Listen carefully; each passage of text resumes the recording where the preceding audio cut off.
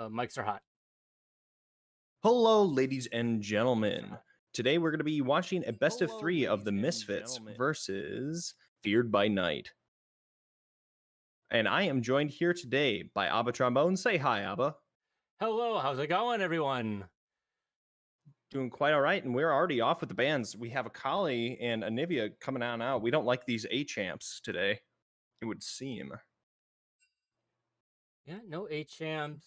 I've seen a lot of Anivia bands. Her wave clear is kind of potent, and if you can lock anyone down in there, it's a lot of damage as well. Speaking of lockdown, it looks like an Elise is also going to be banned, looking to stop that potential early gameplay, especially with Caitlyn on there who likes to be a lane bully. Take a lot of those plates and execute some pressure there and get an early lead for her team. All right, and we're going to be, looks like going to be Maokai last ban. This is not quite, and this is not very surprising. Maokai has just been very, very dominant out of the jungle, but this is going to be an instant snap pick onto the A Soul. Yeah, first pick, you want to be really using a priority pick. I wasn't able to scout out Feared by Night at all, but maybe they have an Aurelion Soul player on the enemy team and they want to first pick this here, or they just think that Aurelion Soul is that strong right now. He certainly scales and does a lot of damage. Hopefully, Riot has patched out some of those bugs. I haven't been able to look at some of the more recent patch notes recently. I've been a little busy. It looks like Jarvan's going to be here as a counter match. So Jarvan's very good in the sense of creating early tempo in the game and to kind of have some of these more kind of guaranteed CCs. Like with the J4 EQ combo, if you do that, you have like kind of near that frame perfect timing. It's very hard to dodge. But then also the R is just a point and click. So if you have some of these champs who can't get out of that, like get out with like a dash or something, this is a very strong pickup for him. And this is going to be a Sylas return grab. So we know that since Sylas, if Sylas does get picked here, that's not going to be a flex pick. That Uh, where he could go jungle, he has to go mid. I I would would think. disagree. You can technically have Jarvan as support. It's not very Oh common, yeah, oh but yeah. I have been on the receiving end of it more than once, and it's always an interesting bot lane when you see it, but you're more than likely that it's going to be Sylas mid and then Jarvan Wow. jungle. This could be an Annie's support, possibly. It's something you see every once in a while. I've also seen Aurelion Soul top, so maybe Annie's going there, but I think the most likely scenario here is with Aurelion Soul in the mid lane and Annie support. So I'm guessing they would pick some sort of an 80 carry at this spot, being they're missing 80 damage. And it looks like they're going to be getting Miss Fortune. Annie's going to be able to land a good AoE stun for Miss Fortune's ultimate bullet time and deal a lot of damage and really scale into this.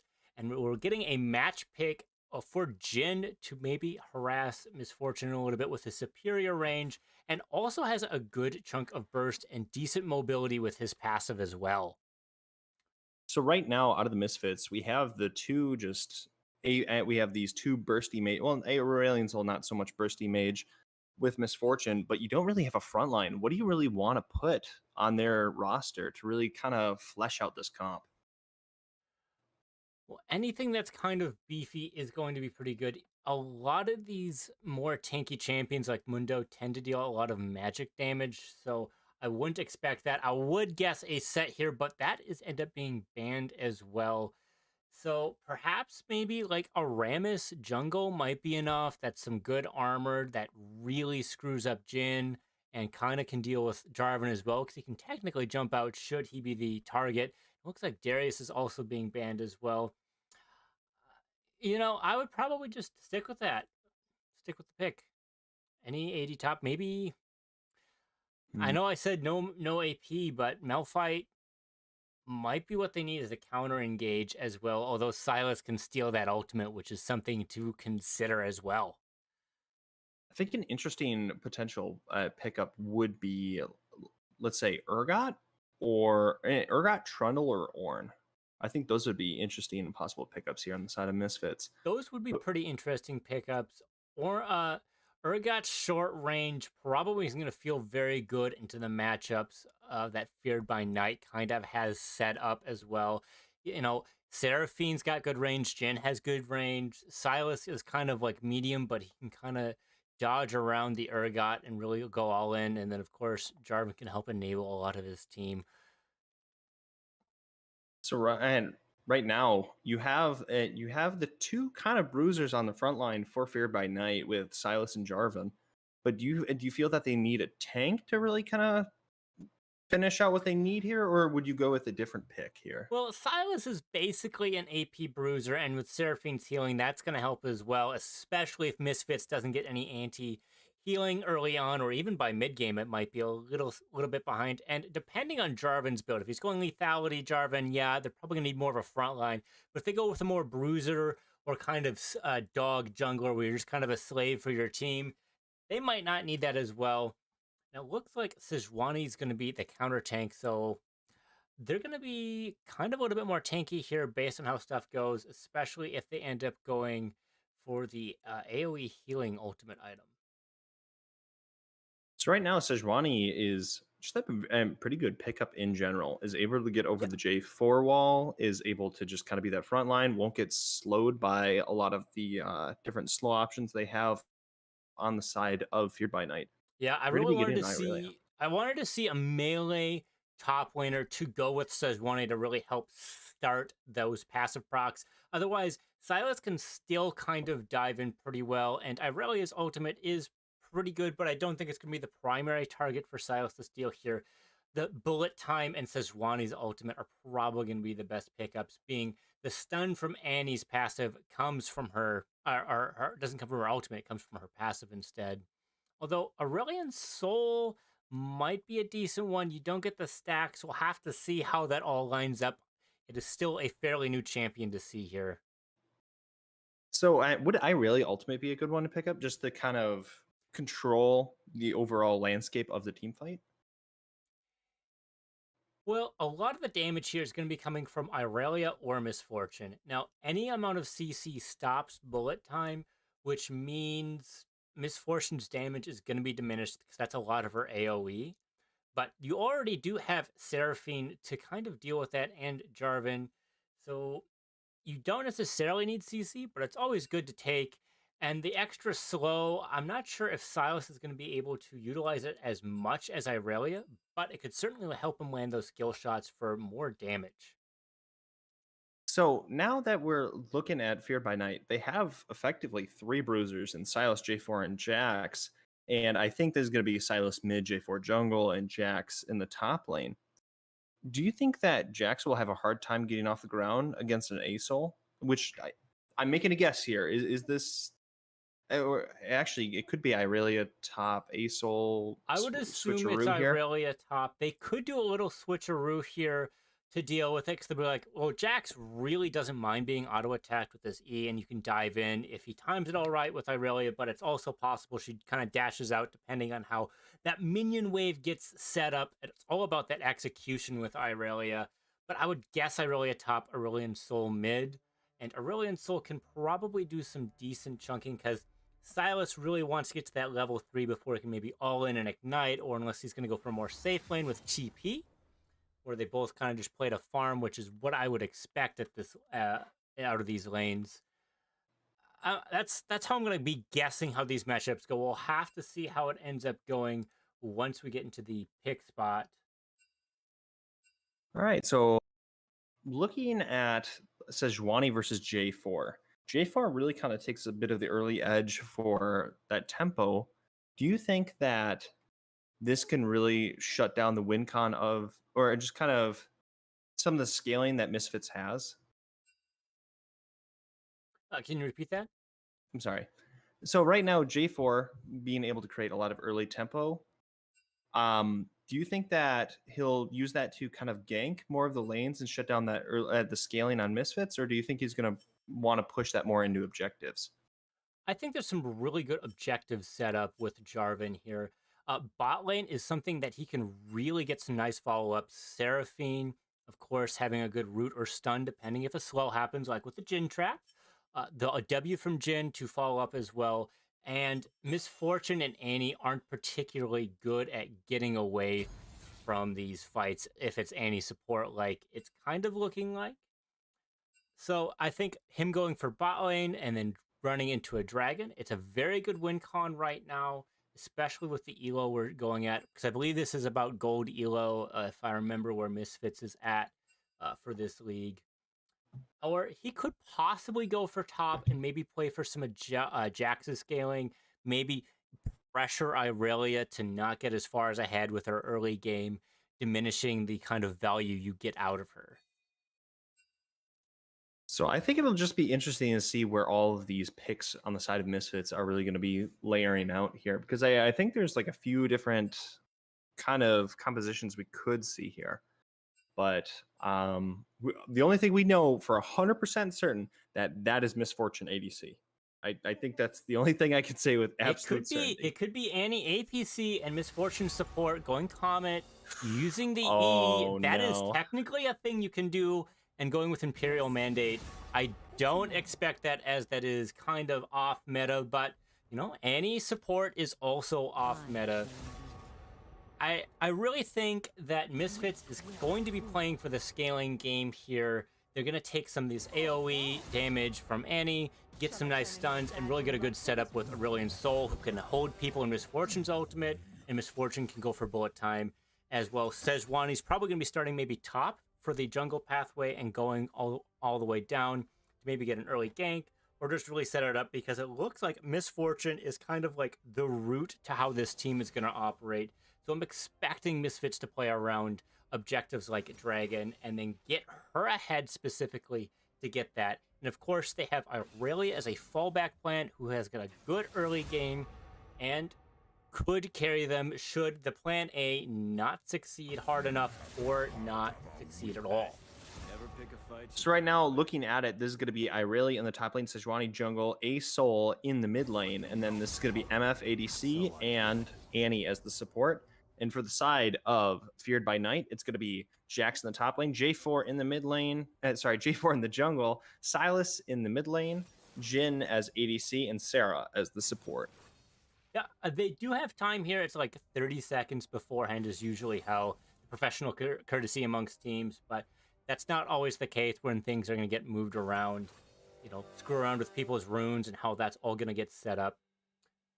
But I think this analysis is pretty spot on. We haven't talked too much about Feared by Night's game plan, other than the possible objective plays. So because both teams are really going to be looking at this, there might be a bit of a bloodbath towards the river, especially if both junglers are playing on the same side. They're kind of playing this parallel fashion, both start bot, move top, or start top, move bot, and play around dragons. There's going to be fights for these objectives, and I think this is where our first gold lead, or possibly even first blood, is going to be found in this matchup. So if you had to give a guess, where do you think First Blood's going to happen? You think top side of the map, middle, or bot side?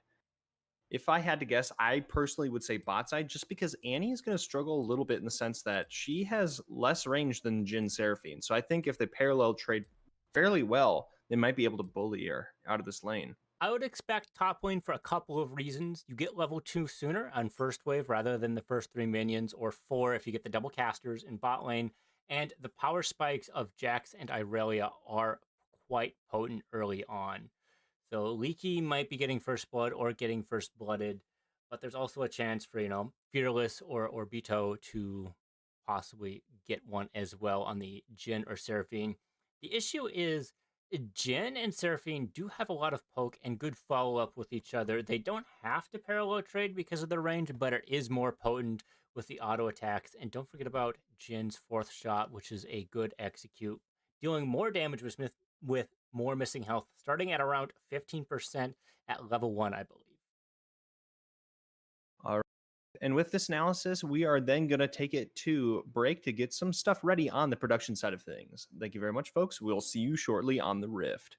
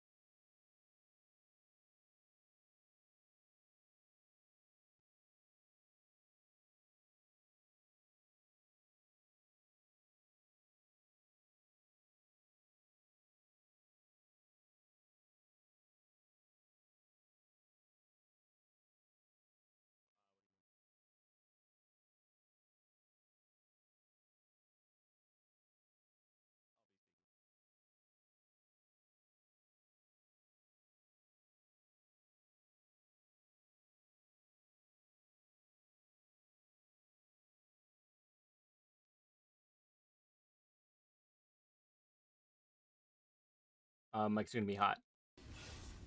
All right, ladies and gentlemen, we are now going to be getting into the action. So, now looking at these teams, do you think that we're going to see a possible and kind of 5-man invade at all, or do you think this is just going to be a nice casual 5-point here? I'm guessing for a nice casual 5-point. That's how a lot of these games go for.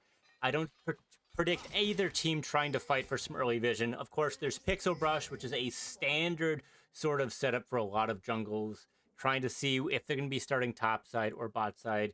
Of course, knowing where the enemy jungler is going to be helps you predict your pathing, find ganks, and get those laners to play safer for where those potential gank lineups are going to be. It looks like they're looking to see if they're going to be starting red buff. I don't think Fearless is going to get caught out here. Yeah, Ezio is just walking out, happy with his little red ward. I should say yellow ward. It's red for the red side, but they're going to be sitting there right on red buff, and they're going to know exactly where Toxic Eden's going to be standing. So they'll be able to predict some of his pathing. Of course, it doesn't cover all of the enemy jungle.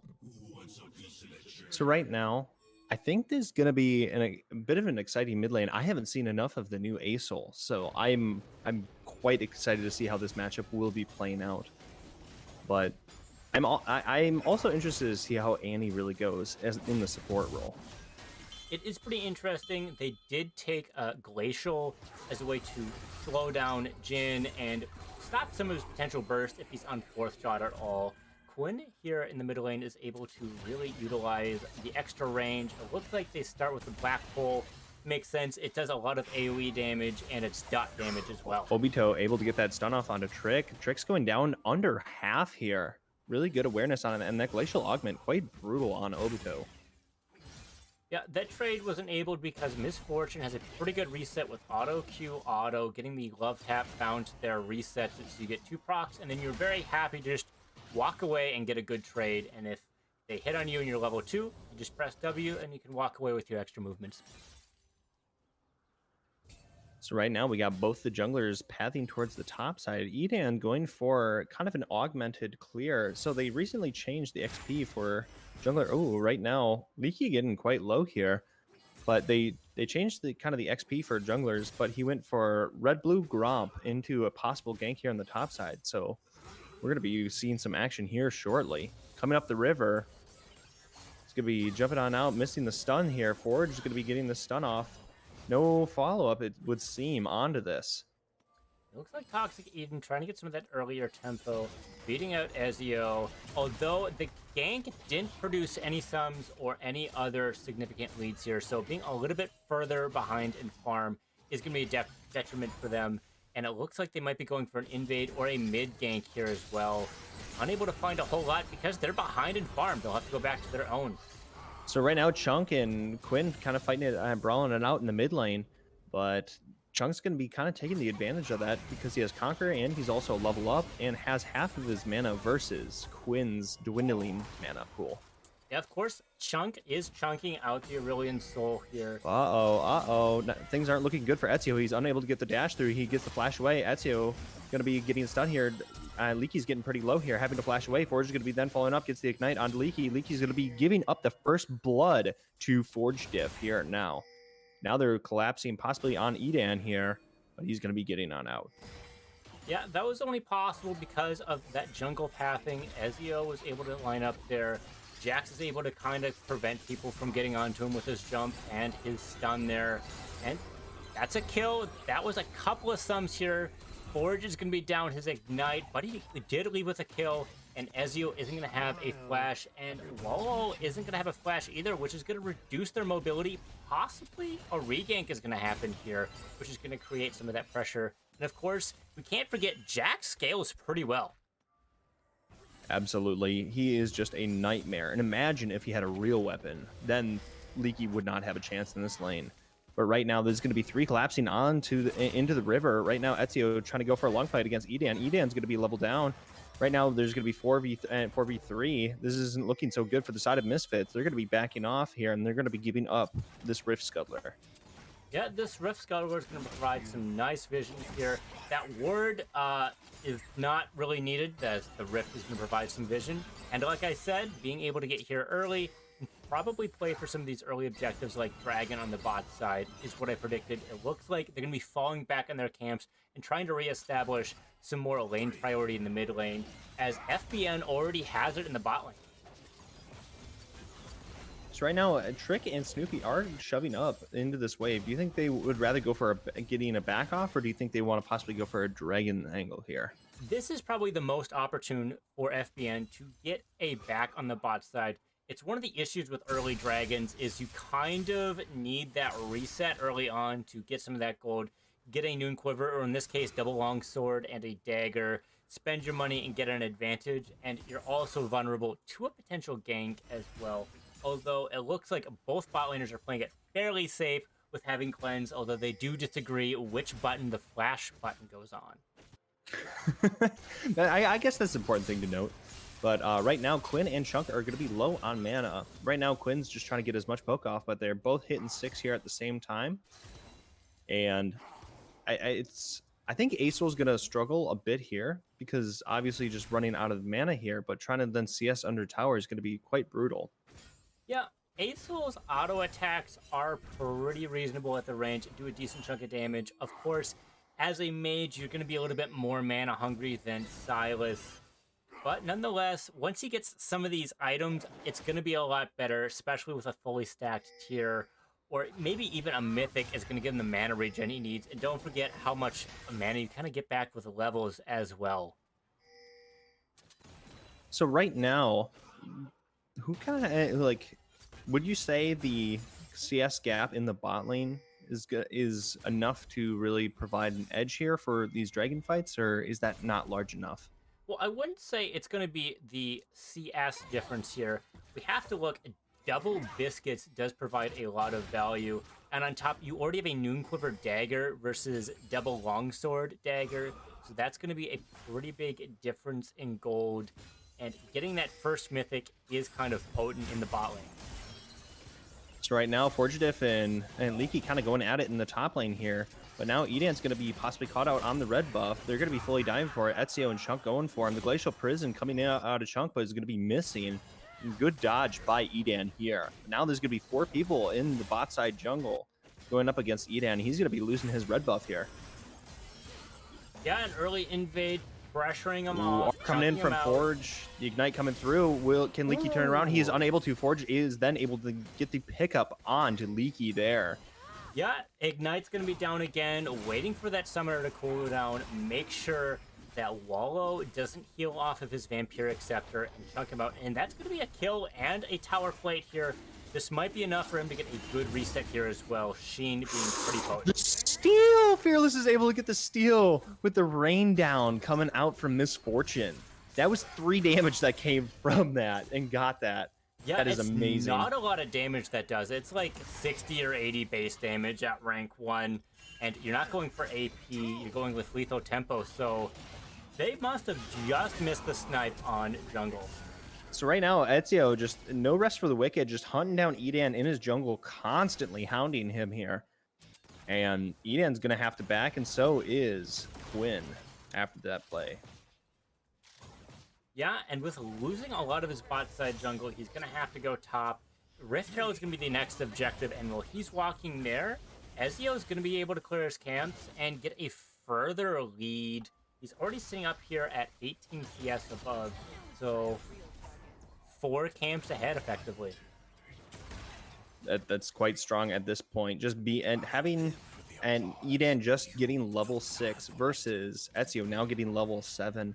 This is going to be quite tough, and I think a lot of this really stemmed from that early gank kind of not panning out in the top lane. Yeah, when you gamble a lot on that first gank, Ooh, right now there's going to be flashing on Obito on a Trick here. He's going to be cleansing out of this. He's going to be getting a flash on a Trick. That's both Tricks. He's going to be walking away with 20% HP here. Yeah, MSF Fearless is kind of low in mana. Bullet Time does cost 100 mana, which is fairly expensive. So she's going to have a harder time pushing it, not being able to utilize her bounce back on her Q, or using her extra auto attack speed on her W. But looks like the wave should be able to crash just barely, and hopefully she can get a reset. It's not going to be super optimal, but this is going to be her best chance to get one now. So I'm personally unaware of who actually scales harder into the game, Jin or Misfortune. Jin scales a little bit harder. He's going to have a lot more burst damage. Oh, Ooh, Eden and Forge going to be going in for fighting the top lane. Right now, Forge going to be committing R here. Leaky's getting low.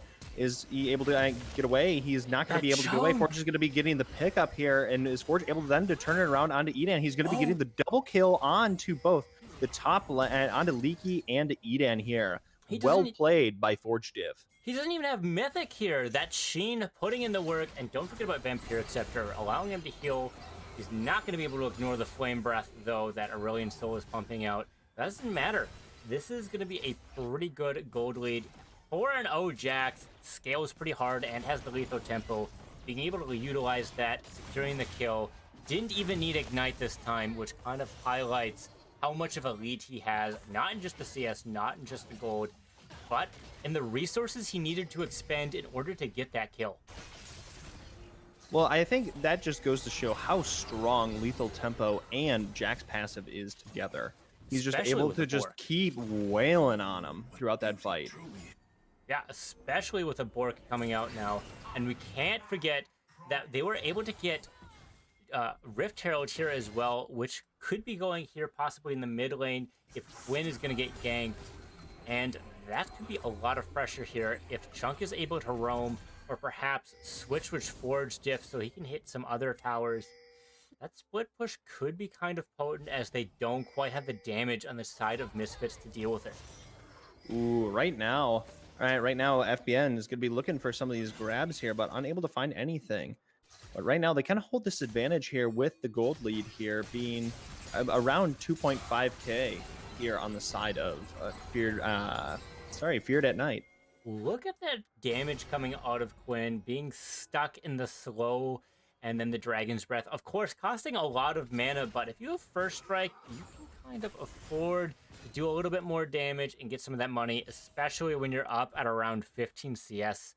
At 12 minutes, there's pretty good farming on the side of Fearless and of Quinn. They're not going to have the kills, but it's been able to help kind of keep the goal difference to be smaller than it normally would be with this extra farming that they've been able to accumulate. Of course, the jungle on the side of FBN has been able to kind of mitigate their farm weight as well, which doesn't help. So right now, it looks like this is going to be a really big fight here. We get a lot of the map moving on down towards the bot side, and they're going to be fighting over this dragon in particular. This is going to be the second dragon of the game, and this is going to be... Sorry, it seems to be Hex. bugged at the moment. We're unable. It's going to be Hex. Okay, thank you. Yeah, with Hex and with Chemdrake, the little notification in the top left is slightly bugged. It's important to note here that no one has an available TP. Twins is coming up soon, but there might just have to hover. Right now, Fearless and Obito going to be caught out here. Right now, Obito going to be going down quickly. The bullet time coming out of Fearless, trying to get some of the damage back, but that's going to be an Obito going down to Chunk. Yeah, Obito not using heal here, just saying, hey, I'm going to die. We're going to be at a numbers disadvantage. That was pretty well played. Of course, Snoopy's ultimate ended up missing, but it didn't matter. They were able to secure the kill. And that could be the dragon here, especially with Rift Herald pushing. They're gonna have to respawn on the side of MSFN. So right now, Chunk is pretty chunked out here, and Quinn is going to be able to kind of control this lane for a bit here, and he's just going to be ever scaling and just even faster here. So I think this is going to be impressive to see what he does with it, but this is going to be a grab onto Chunk here. Toxic's going to be getting the pickup here. The Glacial Prison missed there. However, they're able to get that kill from under the tower. Yeah, we'll have to see if there's another steal on the side of Misfits or not. Right now, Obito going in, going to be dropping in, and the shell, and Ryan going to be dropping Tibbers there, and Quinn's going to be getting the pickup onto Trick here. And right now, Ezio and Snoopy trying to play for anything here, but they're unable to secure the dragon. That's going to be picked up by Edam. Yeah. Honestly, well played by the side of Misfits there, being able to turn around that situation. It's important to note that Misfits is at a 3,000 gold difference here, but they're on the board now, and they have 2 dragons. Of course, the global gold is helping. We have to talk about Quinn. They're getting a lot of extra Stardust from being able to farm in this lane, and they've been able to play it relatively safe. never dying, and the Dark Seal of Chunk hasn't been able to get any numbers yet, with it sitting at 0. It was very well played. It was very well played by Misfits. I think another important thing to be looking at here is you look at Obito's vision versus Snoopy's vision. You have 22 vision on the side of Obito versus the 10 vision out of Snoopy. Not to mention, with the support item being upgraded and you have 2 yellow trinkets not being utilized, you're not able to get some of that vision setup that they kind of want to do and force Misfits out to really choke those objectives out. Misfits is able to walk in safely and approach those fights like they did. Right now, Chunk is going to be going all in onto Obito. Obito and Quinn's going to be grabbed out, but Edan's going to be coming in from the sideline. Right now, Quinn's getting low. Chunk is going to be able to pick up enough damage here, but Chunk's has a conquer roll, and he's not going to care about any of that Edan's damage. Yeah, it looks like Quinn was able to get caught out there. Edan wasn't able to get his passive stacks soon enough to really hold down Chunk, and he ended up taking a kill onto Quinn. That's going to be a flash out as well, and as a somewhat immobile champion, yeah, you've got your W, you can go through your wall, but that's kind of a very linear mobility, easy to predict, and not like super fast like a dash. He's going to be more vulnerable and could possibly die here. Of course, not being punished as much with a Dark Seal, but Chunk is going to be a little bit more into this game. That's some extra gold, and we're still sitting at a gold deficit in the side of Misfits, now approaching 4,000. We'll have to see if these early objectives is enough to create pressure or get a win con on the side of Misfits to close out the game with a W. Still anyone's game at this point. So right now they're going to be trying to collapse in onto Ezio. Ezio unable to get the grab over the wall. Is he going to be getting stunned here? But nothing further is going to be coming from it. And that's going to be Forge popping the blast cone and going back over the wall. And now they're going to be rotating over to what looks to be the Shelly here. Yeah, we've been fighting over objectives constantly, just like I was able to say in draft phase. Wallow had to lose some CS, trying to have their team make sure they didn't die, which means they're going to be more farm behind Forge Dip, which, you know, it's Jax. He's going to be doing a lot of damage here, and that's going to be second Rift Herald for FBN.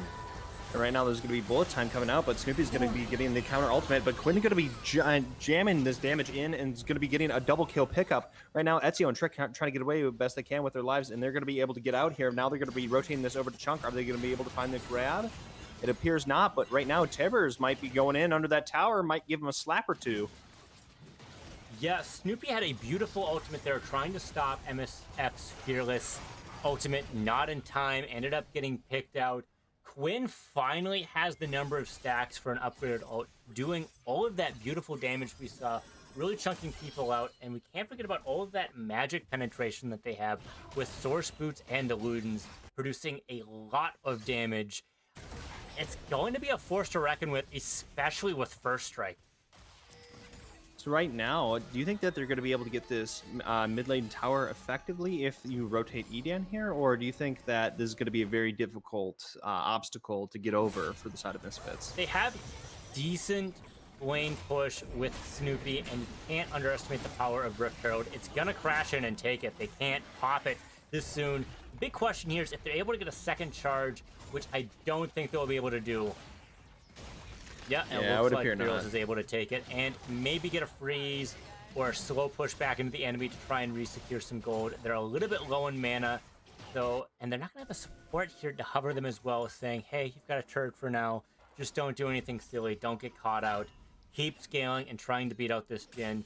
Notably, Trick here did not go with the standard boots. They ended up going with plated steel caps rather than the extra movement speed. So right now, Jhin is quite afraid of this MF and this Irelia, it would seem. I don't think it's going to be the Irelia that's the issue. Yeah, it's an Agreed. Irelia, but she's 0-3. Bork is true damage, and her passive, which is a lot of damage, is magic. So that's not going to necessarily be the source, because it's from the passive source rather than just the auto attack itself. But, you know, Miss Fortune does have a pretty good trading pattern. I don't think it's necessarily the best. He's going to need to be able to move around and stay safe and get behind his team. So right now we're going to be seeing an objective coming up. Right now we have Leaky shoving in the top side, going to be getting that top side tower turret, I would assume. But now they're going to be posturing on the side of this dragon here. Are they going to be able to pick it up before a possible TP coming out from Irelia? It appears that they aren't going to be going for it, but Voltime trying to grab it over the wall, but the Glacial Prison is going to be going in onto Edan. There's going to be damage onto FBN, but now they're going to be trying to get Quinn. Quinn's going to be dashing over the wall. The Curtain Call is unable to find anything here. Tibbers just going to be smacking people, but that's just going to be a safe escape from the side of Misfits. Yeah. There's going to be Irelia shoving in the top side, T2. Fearless unable to steal with the ultimate. They were able to get that extra vision early. Surprised personally, as they only have 1 sweepers on the size of FBN, and they only have yellow words, and it looks like, you know, Snoopy has fallen asleep and hasn't remembered that they have a 4 button. Jin should be reminding them about that button especially, but being able to trade objectives here is really stabilizing the gold lead. We're only at around 1,500 rather than that 4,000 gold we were approaching. Trading objectives when you're behind and trying to create some pressure there is certainly a way to get into the game, especially when you already have 2 dragons as well. And the third one being Windrake. So right now, and you were kind of talking about vision here, I can't believe that the ADC is tied with vision with a Seraphine support. That's absolutely wild in my mind. Yeah, I mean, Jin really does like the 4 button, so it doesn't surprise me that he's warding here just as a champion roleplay. But Snoopy here, being as low as it is, if you're a fairly decent support, not going to say that they're bad or anything, but if you're really excelling at your vision, you're going to be averaging at about 2 to 2.5 a minute to really help your team. And when you have such a formatted 5v5, not in solo queue, you're going to be able to be playing around that. You're going to get more value out of those wards for your team. And you can say, hey, mid, can you walk with me? I want to get some vision for this objective, and you're kind of strong right now. If we show up, we can just kill him. I think the only person who gets a little bit of an exception to that role is the new kind of the Ashe support playstyle, where she's able to throw out that Hawkshot, get the 10 seconds of vision, and then kind of move that up. But I wholeheartedly agree that Snoopy definitely needs teammates to go with him to get some more of that vision out. Even then, even if you have an Ashe support, you're still vulnerable as an Ashe, which means you need someone to help walk up with you. You need a big beefy boy. It looks like FBN is trying to get some pressure here. Ooh, right now, Quinn got the Starfall and is going to be grabbing everyone, and that's going to be Fearless going to pick up on the bullet time, and that's going to be a triple kill on the side of Asol. He's going to be getting more damage coming through. He's going to be forcing a flash out of Trick here. And sorry, I misspoke. A Gale Force out of Trick here, and he's going to be getting out of this play, unable to do anything further. And that was a massive ultimate coming out from Quinn there, grabbing 3 people there. Yeah, that is 5 stacks per person hit with Asol's ultimate. Baron, of course, is falling not because they didn't show up first, but because FBN chose to attack the Baron, which shreds your resistances. And if it's super low already with armor, with magic penetration on Quinn, that means you're basically going to be doing true damage. That's going to be a lot of damage, and the ultimate scaling to that large amount of AoE damage, as we saw, will get you a triple kill. It looks like they're going to say, hey, I do a lot of damage. Why not get a death cap? Murder is great in Minecraft. Oh, yeah, in Minecraft. Good addendum there. Otherwise, oof. So an important thing to note here is that we had that 4K deficit for the side of Misfits, but now they've already brought it back to a 2.5K gold surplus for their side. So this is going to be a 6.5 gold swing. So very, very good for them. They've really kind of brought it through on a lot of these objective fights. The damage coming in from Quinn just being absolutely brutal here, kind of sculpting a lot of these fights. Well, this is only gonna get worse for the side of FBN because they have Baron buff and they're able to kind of siege towers. They have decent wave clear, and they're gonna be able to siege somewhat safely as they have a decent engaged team. And they're having to bring 2 people to match Leaky Wallow, which means they can bring 4 people mid and pressure out that lane, choke him out, and possibly get it. Snoopy, though, does do a little bit of damage as well and able to get some of that wave clear that they might expect. So right now you have 1,000 and you have 1,500 gold and up on the ADC for Fearless. You have almost a 2.5K gold lead on the side of Asol against the Sylas. And I think you still have the Jax at a deficit, but Jax went from 4-0 to 4-2 now. So he's definitely not finding a lot of these pickups now. And Leaky kind of stemming some of the bleeding that kind of the early game had. He went from 0-3-0 to now 0-3-4. So Yeah. he's definitely really turning around, just playing slower, not really going for some of these fights, and then they found successful fights. Not to mention the Jack Show, giving them a little bit of tankiness that the team kind of needs, as we were talking about in the draft phase. But they also already have 2 items on their AD carry, which is their main source of damage, i.e., of course, only needing 40% crit at this point in the game to get that damage. Don't forget, bullet time scales with crit. So, right. Ooh, that's strong. Right now, Eden going to be jumping in onto Snoopy. Snoopy's going to be flashing away, but unable to get away, trying to get the R off, but only exhaust goes on through, and right now Tibbers is going to be chasing down Chunk. But Tibbers is probably going to be going down to this tower here. Getting a little few autos off, but nothing too much. Tibbers! Yeah, a lot of wave clears I was showing, and when you're down your support, which was kind of a decent chunk of your wave clear with the AoE magic damage, they're going to be able to get that tower. Baron buff has finally fallen off for Misfits, so they're not going to be able to pressure quite as much. And of course, Snoopy is going to be coming back to life, crawling out of bed and saying, hey, I'm ready to join. I've taken a good nap. I've bought my items. We'll have to see what we're going to play next. It looks like bot tower is going to be the next objective, so they're able to freely invade and really close the CS gap that's in the jungle. Ezio, of course, sitting at an 80 CS lead. Let's not forget about how much of a farm lead they were able to get because of those early ganks didn't pan out for Eden. But they were able to kind of play around objectives, get some of these picks, and play smartly while they were behind, and punish some of the mistakes and overextensions that FBN was committing. So right now, an important thing to note is Snoopy really kind of turned it around for Vision, is now almost caught up to Obito. Well, is starting to catch Obito here. And so really turn that around. But I think this last dragon is, if it goes to the side of Misfits, this might be a possible nail in the coffin for the side of Feared by Night, because you have that ASOL scaling, which is just absolutely ridiculous at this point. He has a 700 gold shutdown. He has 3 items, and he has like some components for the next. Well, so one of he's going which to is be a death very cap. brutal. Yeah, and that's not a cheap item. It's not a cheap item. It's very expensive. And, you know, Misfortune's working on her 3rd item, but Trick hasn't finished his 2nd and backed recently as well. So he's not going to be able to pump out the damage. You really want to get like 1 or maybe 2 fourth shots, burst someone down, and then utilize your utility to really help your team as a utility pick. And Chunk was getting a pretty decent, you know, like chunking out, trying to rip some of that scaling, but it hasn't panned out. So we'll have to see how things kind of shift into game 2. Of course, game 1 isn't over, but this might be something mending in the people in the back of their mind. So right now we're going to be seeing a little bit of a brawl out of Leaky here versus Forge. Forge is going to be committing the Ignite here. Leaky trying to play out for time here, but right now Forge is just getting in autos in, and this Counter-Strike is going to be brutal for Leaky, and Forge is going to be getting that pickup.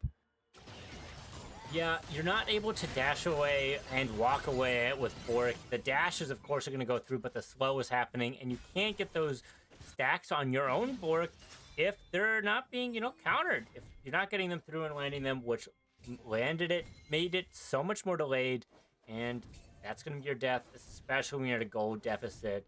Divine Sunderer kinda hurts when you're on the receiving end. So, kind of looking at some of these items here. Right now we have Irelia going for the Frozen Heart here. Do you agree or disagree with that option here?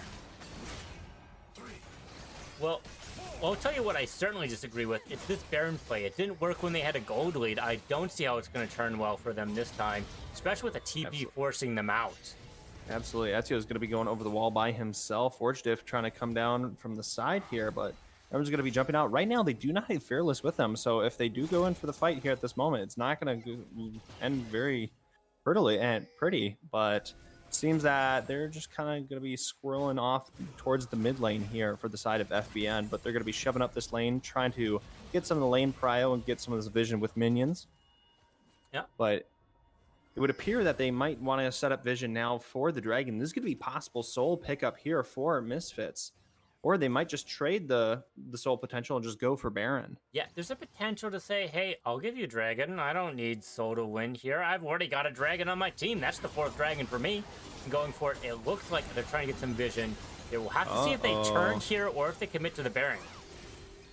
Right now, Ezio is not going to be going for a grab up the wall. It's going to be Flash from Edan, going to be going in onto Chunks. Chunks getting the flash out. That's going to be Glacial Prison. That's going to be three-man knockup. Chunks going to be going down to Quinn. Quinn's going to be getting the damage right now. Quinn's going to be Obito is going to be going down. They're just coming through. Quinn just melting through these people. Is this going to be a quadra? This is going to be a pickup from Edan on this last one. And that's going to be almost a full wipe, but Trick is going to be the only one living here again.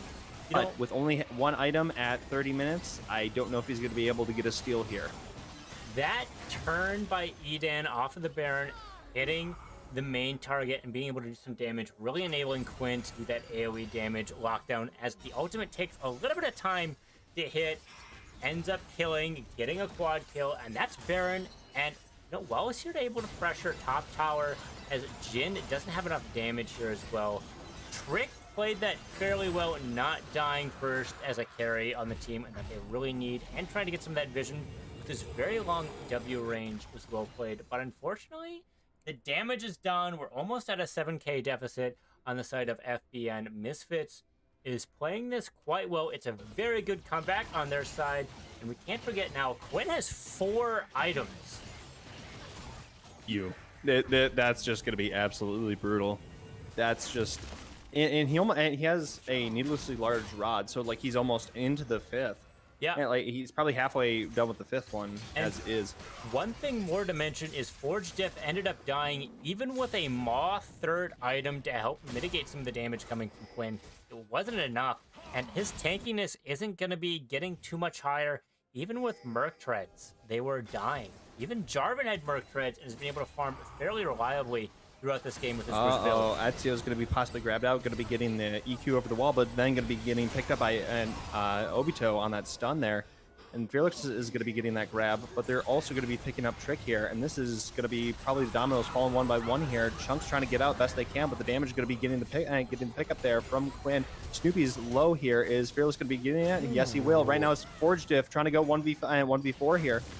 Right now he's getting pushed away, and he's going to be locked down into Oblivion, and that is going to be a pickup for Quinn, and that's going to be an ace and probably the game. Yeah, it's going to be 15 more seconds before Trick is up. They got caught in Misfits jungle there. Real estate is location, location, location. They were able to buy it with this gold lead, and more importantly, they were able to take the enemy nexus. We'll have to see how FBN tries to come back. Maybe there's going to be an ASOL ban in the future. Or maybe they're going to say, ASO did a lot of damage, but was only enabled by certain team members. We'll have to see if they end up banning those, or if they're just going to say, we'll give you that, and we're just going to go with a counter pick. All right, and that is going to be all for Game 1, ladies and gentlemen, and we're going to be getting ready for Game 2.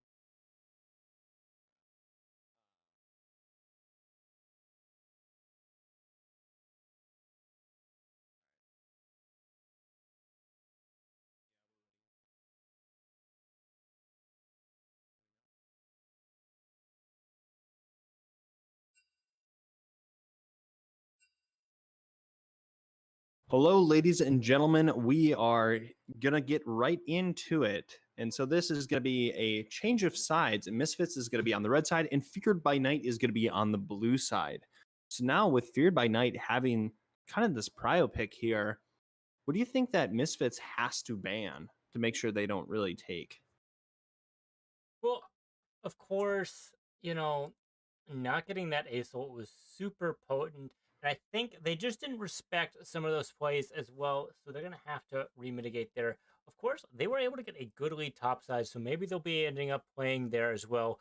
Or maybe they'll find a way to really edge in the bot lane and stop them from scaling a little bit more and get some more damage in that way and prevent part of their like second win con as well with Miss Fortune. So right now we're gonna skip none of the foreplay and we're just gonna ban Aurelion Sol first. We're just getting that right out of there. We're not even gonna think about it. But now we get the Miss Fortune possibly being banned here as well. We're gonna be seeing a new ADC coming out of the side of Misfits. So they're definitely really respecting Fearless and Quinn here in this lineup. Yeah, they certainly Ooh. are. That's going to be a Maokai grab, insta snap pick by the side of Feared. And Maokai going to be very strong out of the jungle here, kind of slowing down a lot of these fights for Feared and possibly buying time for an ADC to really get an extra damage. Yeah, Maokai had some pretty good setup, especially if they had Miss Fortune, but it looks like that's not going to be the case. There's still a lot of a good setup that you can get as Maokai. Saprobling's kind of acting as some extra artificial vision, protecting some sides, and getting a little bit of damage. And of course, we can't forget about how good Demonic is right now. There's been potential nerfs that are going to be coming through. Trundle is probably a decent return pick from here. I'm not as familiar with this matchup as the Resident Jungle. How does that feel, Maokai versus Trundle? Ooh, okay. So for the side of Maokai, that's obviously if you fight 1v1, Trundle absolutely just stomps you out. Not even close. Mm-hmm. But Mm-hmm. farming speed wise, Maokai has a little bit of the edge because he has the AoE in kit versus Trundle, who does not, and just has to rely on the jungle pat for getting some of this extra trading. But when it comes down to team fights, if Maokai is your only tank, that's going to be absolutely brutal because Trundle can just subjugate and just eat all the stats off of the Maokai. Maokai will just get bursted into oblivion by the side of Misfits. So there's going to be a kind of conundrum really posed for Fear by Night. That's fair enough. With that being said, do you think it's possible for a split jungle where one starts top, one starts bottom, so that they never really interact with each other? Or do you think Toronto is going to try and suss out where they're starting match and then maybe recamp and find the other buff? So it would really depend on what top laner Misfits grabs. So last time we saw that Leaky kind of had a bit of a bit of troubles against Forge Diff here. So they might possibly shift him over to something just kind of slower pace, maybe one of your classic just tank top laners. Let's like Malphite, Ornn, Sion, or Sion not so much, but you might kind of transition them over to that. And if you have that, then you can't really go for a 1-3-1 here. But I think that would be a very interesting kind of playstyle to really go for. But that would require kind of like a few. I think that Nautilus is not going to be enough disengage for a 1-3-1 to work out. I don't So I'm suspect a 1-3-1 either. I would expect a team fight or a 1-4 comp, especially with Xayah being there to complement it with some nice CC and Maokai not being able to dive there as well. We haven't seen any of the mid laners at this point, and they were kind of central to this last game. Do you think we're going to be seeing more of this AP kind of, artillery mage or burst mage coming out of Misfits again? So I know that Quinn has a deep bag of tricks, and I think that he's possibly going to be saved on the last pick here. I think they're going to be picking probably their top laner here and kind of saving that. If I had to just take a shot in the dark, I'm going to say a possible Azir or Vex. Azir or Vex. I was thinking a possible Vex as well. It's pretty good. There's not a whole lot of dashes on the side of Feared by Night, but on the other hand, Vex is pretty good safety, and can kind of disengage a lot of what is being done. So Was it what's the ability that goes up and under? That's E or W? That is E. No, E I think is the that's I think that's the saplings. W. I It's think it's the W. W Yeah. then. So the Maokai W in the Thresh Q2 actually counts as a dash. So that would enable a Vex a little bit here, but we're going to be seeing a Syndra pickup here on the side of Misfits. So we are going to be seeing that artillery as you were kind of mentioning here before. Yeah. And that's going to be kind of hard for the side of Fear to really get into a team fight here if you have Syndra kind of just shoving everyone away. Yeah, Syndra's got good wave clear, so they're not going to be able to utilize some sort of a push, and Syndra can just kind of knock you away. And if Syndra doesn't, Zaya's feathers, 3 feathers, is going to be able to root you. And of course, Nautilus is there to stand, press R on a target to kind of pop them up, follow up. Maybe Trindle can really secure it with the pillar as well. And then you're kind of having to get stuck with the extra terrain. And Zaya can just kind of pop you, or Syndra can pop you if they end up getting ahead. Now, it looks like Feared by Night is going for some more zone control as well. Jinx traps their big AoE trap, Thresh Fear, with the ultimate that they have, that kind of death box, and with Victor as well. And then they're going to be sticking with Jax as well. So I'm guessing they're going to go with a 4-1 comp on Feared by Night, trying to enable the Jax again, split, and win there. That's where they won last time. That was their winning lane, and they're going to be executing it to try and get a win. They might have more of an emphasis on Rift Heralds this early on, if that's the setup, because Jinx really needs those items to scale. So I'm personally unfamiliar. You are the ADC master here. Who scales harder into this game, Xayah or Jinx? Uh, Well, it depends on Zaya's build. Jinx will scale a little bit more. They're gonna have more attack speed, and you're able to get the AD the more you go, because you generally have Gathering the Storm, so you're just gonna get a lot of stats out of it. But as Jinx, you are so item dependent. You spike harder later, but your early game is nowhere near as strong. Xayah can get Navore's second, and that is a major spike in damage, being a lot of yours come from your W with your auto attacks, and as well with your E, because you can get all those feathers set up with the auto attack steroid that is your W. You know, whenever I press that and hit towers, that's like 1,000 damage in itself.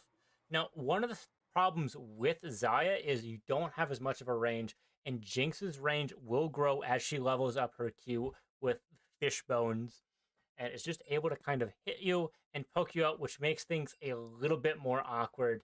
And with both of these engaged supports, they're gonna have to play a little safe because they might get chunked out.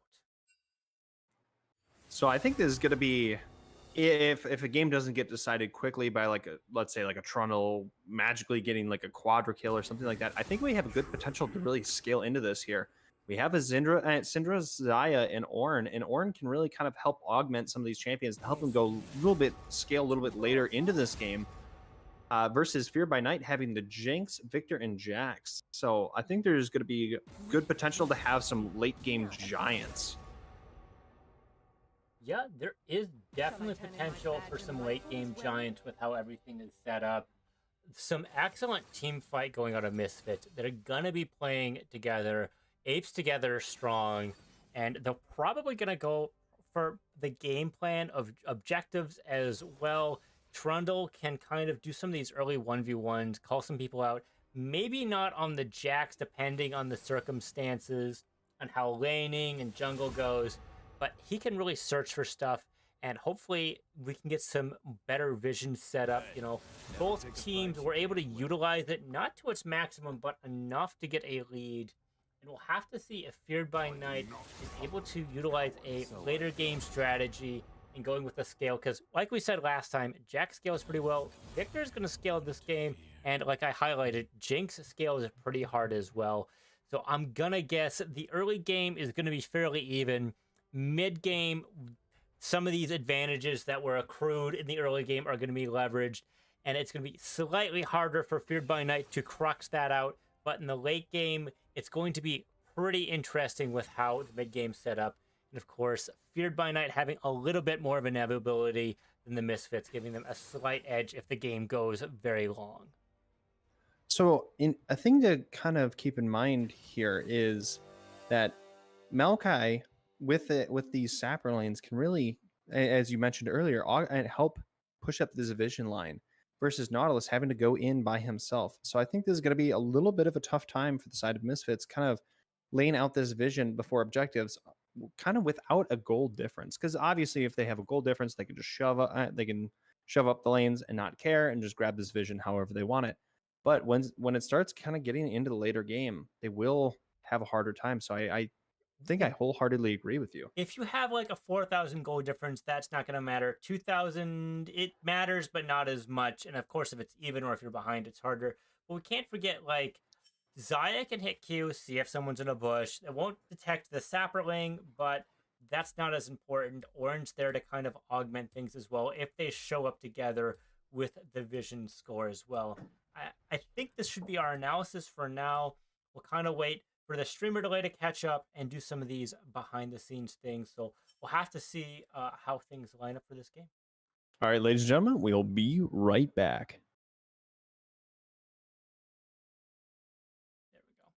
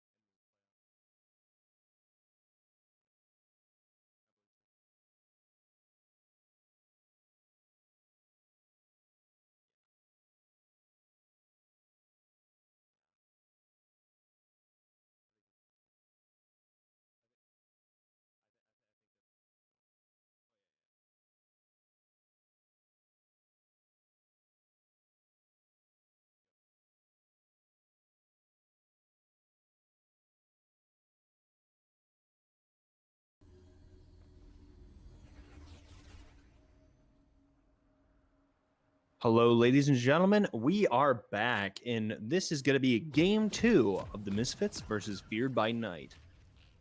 And I'm here again, joined by Abba. Say hi, Abba. Hey, how's it going? And we're going to be commentating over this good old game 2. And now they're stacking up here on the side of Misfits, and it looks like they might be trying to go for a spicy invade here, following up this Constable Trundle.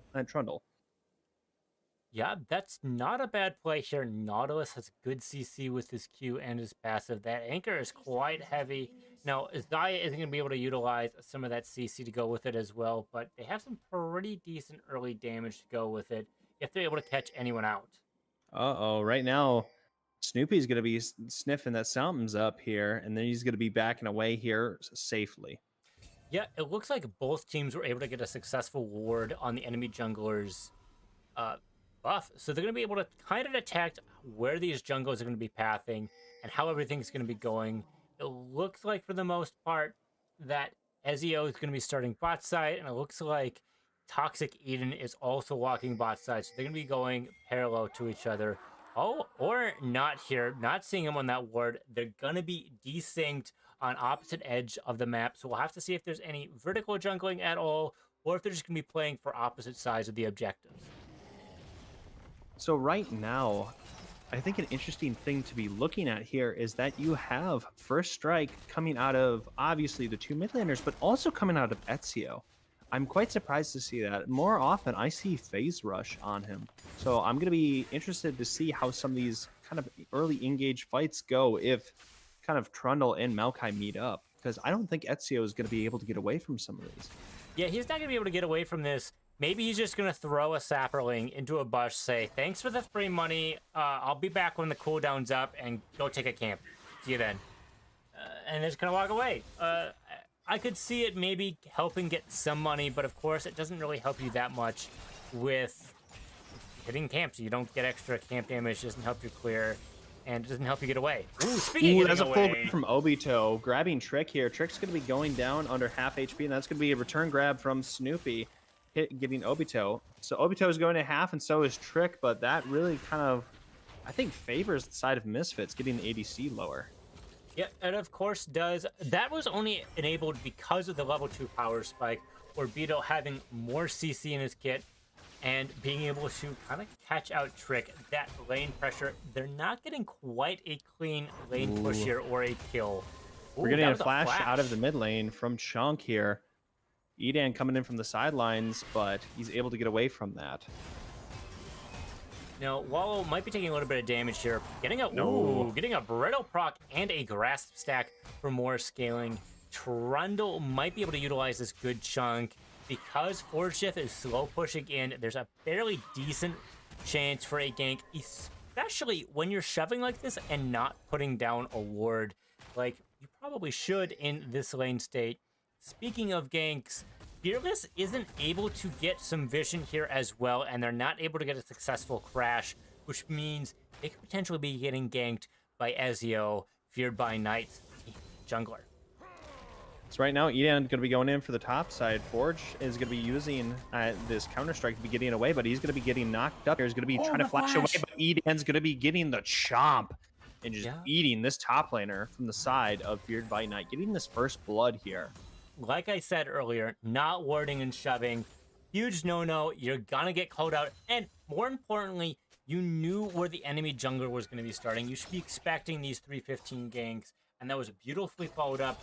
The flash to die, which means you have to TP up because the wave's being shoved. This is going to give TP advantage to Misfits on Leaky Wallow, which is a good advantage to have. And don't forget, that Chunk also had to TP as well with not a significant CS advantage, and Quinn still has it. So with these early objectives, you could just double TP to your towers and rotate however that goes. If it's like an early Rift Herald, being a top and mid flank at that objective. So right now, Ezio is trying to get a little bit of control back onto this game and getting kind of some of this deep vision onto Misfits' jungle. But that's going to be a flash out here from Trick. Obito really just finding a lot of these good anchor grabs. Yeah, the big thing with having an engaged support is you want to be closer to your tower because it's further from the enemy tower, so they have to walk further, and then there's potential for you to get caught out. Now, this was a pretty good chance for Snoopy to get some good warding, catch people out, and use that timer as well to kind of punish that setup. Ooh, right now, Obito has to flash over the wall to try to get away from this, but Ezio's going to be throwing in some of the damage here. The Aftershock maybe going to be helping him get out of here without taking too much more damage, but he's going to be escaping under the tower. Yeah, But now, sorry, you continue. Yeah, it's hard for Fearless to get a lot of lane prio here without some help, so that's going to enable some of these invades. Getting Toxic Eden's flash out here, but he's pretty good at 1v1ing. This Ezio is now Fearless here. Fearless is going to be getting low here. And this is going to be an Ignite onto Edan, but now this is going to be an Ignite onto Ezio. They're trying to get Obito. Obito is going to be a little bit of a struggle. Ooh, Trick is going to be then getting the pickup onto Obito. And that's going to possibly be a free dragon for the side of Feared by Night. Yeah, it was a good attempt for the rotation from Obito. We saw the Q auto attack where you auto someone and the Q goes the opposite way, trying to drag out. But unfortunately, with those roams working out the way they are, getting there late to help your jungler and save some of their farm resulted in their death, which means Fearless is going to be having to take a little bit of a farm loss here, a little bit of an XP loss, which could mean there's going to be a little bit of a desync. Like, Jinx is at level 5, well, Xayah's still at level 4. So right now, and as you're talking about desyncs in the across the map, you're looking at Forge Diff versus Leaky Wallow. And a lot of these different plays, Forge is trying to be looking with some poke leading in with Counter-Strike as the engage. However, that goes down and then the Brittle proc is up. And Leaky Wallow is able to pick it up every time because Counter-Strike is down. So he's slowly being whittled out of this lane by Leaky here. And now Leaky has that level diff here. Despite them being close on CS, Forge is definitely going to be struggling here. Yeah, Ornn doesn't have to back here at all, which means he can just keep buying items like every 2 minutes with his passive, get the slow push, keep him low under tower, possibly set up for a dive, because that's what you can do as Brundle. If you have a good setup, you can just dive and kill them, and possibly take some of these plates, or just go for Dragon here. So an important thing to note for an Ornn, in ARAM, it's only the 2-minute timer, but you can actually build items at any time, which is, I think, one of the cooler aspects of Ornn in this game. That's why I was so confused when I played him. Yes. Last time I'm like, why is it every 2 minutes? Okay, that makes sense in that format. It's at any time. Yes. So I just so you're aware of that, but right now we're going to be having Chunk coming into the top side, but Leaky's going to be seeing him on the vision. Chunk's going to be throwing in this damage, getting some of that money from that first strike here, but unable to really find any pickups. Now Ezio is also kind of slowly working his way top here, and they might possibly try to go for a dive onto Leaky. Now Obito is trying to walk up to see if he can go for that anchor grab, unable to find anything. But now Forge Diff going to be getting very low here. An ultimate coming out of Leaky. He's going to be getting the pick. That's going to be a kill onto Forge Diff here. These brittle procs are absolutely brutal for The Forge sheer Diff. irony as Forge Diff, you're dying to the Forge Master Ornn. Oh, you hate to see it. You know, Jax is a scaling pick and has a strong early game. So right now Ezio in this topside jungle, that's going to be a knock-up from the pillar, and he's unable to get the auto off on the blast cone. Well played by Edan, recognizing he needs to just stop him from getting that, and they're going to be getting that pickup onto Ezio. Really just kind of getting the annoying jungler out of your own jungle and getting the kill. He's just saying, hey, if your top laner's dead, he can't rotate. Mine can. And then just taking a big chomp out of the tree, making sure he falls down, doesn't need an axe, making him go timber. So right now, Obito might be looking for a possible grab onto one of the bot laners. They're walking up, trying to get some of the CS, but now it's going to be going under tower, and they're unable to go for anything further. So right now, you have Edan, who just picked up the Rift Herald. Where do you want to put this Herald? Honestly, you probably want to be getting it bot lane, getting your Xayah, MSF Fearless into the mid lane, able to hit that where it's a little bit safer, where they can scale a little bit more. and really get the edge there. Of course, there is the added side effect that Trick can farm a little bit safer, which is, of course, a downside. So you could also opt into doing it mid lane if you're worried about that. But it looks like it's not too big of a deal, as Fearless does have a small farm lead there as well, and they're able to punish Jinx from pushing a little too far. Right now, Edan's going to be coming in. They're going to be getting the flash out of Chunk. Chunk's going to be throwing the ultimate back onto it. There's going to be an ultimate coming out of Quinn. Quinn's going to be caught out by the Ezio ultimate coming over the wall.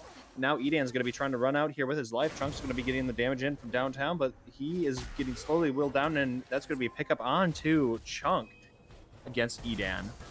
Notably, Trick tried to, secure the kill there, KS, and try and take a kill there on Toxic Eden. It was a very good return gank done by Ezio, able to get some lockdown, call out Syndra, who doesn't have a whole lot of mobility. And it's hard for her to knock you away when you're down under, like an Aussie, knocking away at your door. So right now, the CS was pretty even in the mid lane, and now you have 2 kills on the side of Chunk, so he's going to be scaling definitely harder than Syndra is going to be into this game. Like Acethal last game, Victor needs his farm in order to get some of his scaling for his upgraded ability. So this farm is very important. So right now they're trying to push Chunk off the wave. He is low mana, and he's going to be unable to stop Shelly from taking 2 of the plates on the mid lane tower. Now, the teams are crashing down, trying to get ready for possibly some of this vision onto this dragon. Do you think that Misfits will be able to kind of secure this next dragon? Or do you think that the vision line of Fear by Night is really going to be a great deterrent? Well, the gold is pretty even, but who the gold is on kind of matters. There is a good lead in the jungle, which is kind of where the power resides in the early game. So there's potential, but you have to keep in mind, they've been getting chunked out. Quinn's kind of low right now, and with it coming up in 30 seconds, they need to back now, get those lane prio'd, which they don't have, which is going to result in a number difference, or at the very least, a health difference, an itemization difference.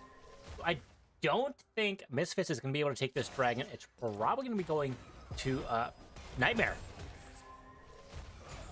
So right now, I think an interesting thing to look at here is mid lane. Like, they were close, but with him getting that double pickup, he now has the 1600. But right now, Snoopy's going to be going in onto Obito. They're going to be getting a grab onto Fearless, trying to get some of the poke back, but he's going to be getting shoved back, getting the R flash off, but he's going to be going down to Trick, and Trick's going to be getting then picking up another kill. Snoopy going to get another grab. Obito is getting low here. Is Trick able to find that kill? He's going to be getting a knockup on Ezio. Snoopy's going to be getting the pickup, but Snoopy is going to be then falling down. Fearless is then going to be getting the posthumous kill there. But Ezio and Edan try to duke it out, but the damage is going to be coming in from Chunks over the wall, and Ezio is going to be getting that pickup onto Edan. Yeah, the traps that are from Trick really enabling some of that, zoning people off, getting some kills there. And when you have a lot of extra gold on a late game champion, it's devastating to be in the receiving end.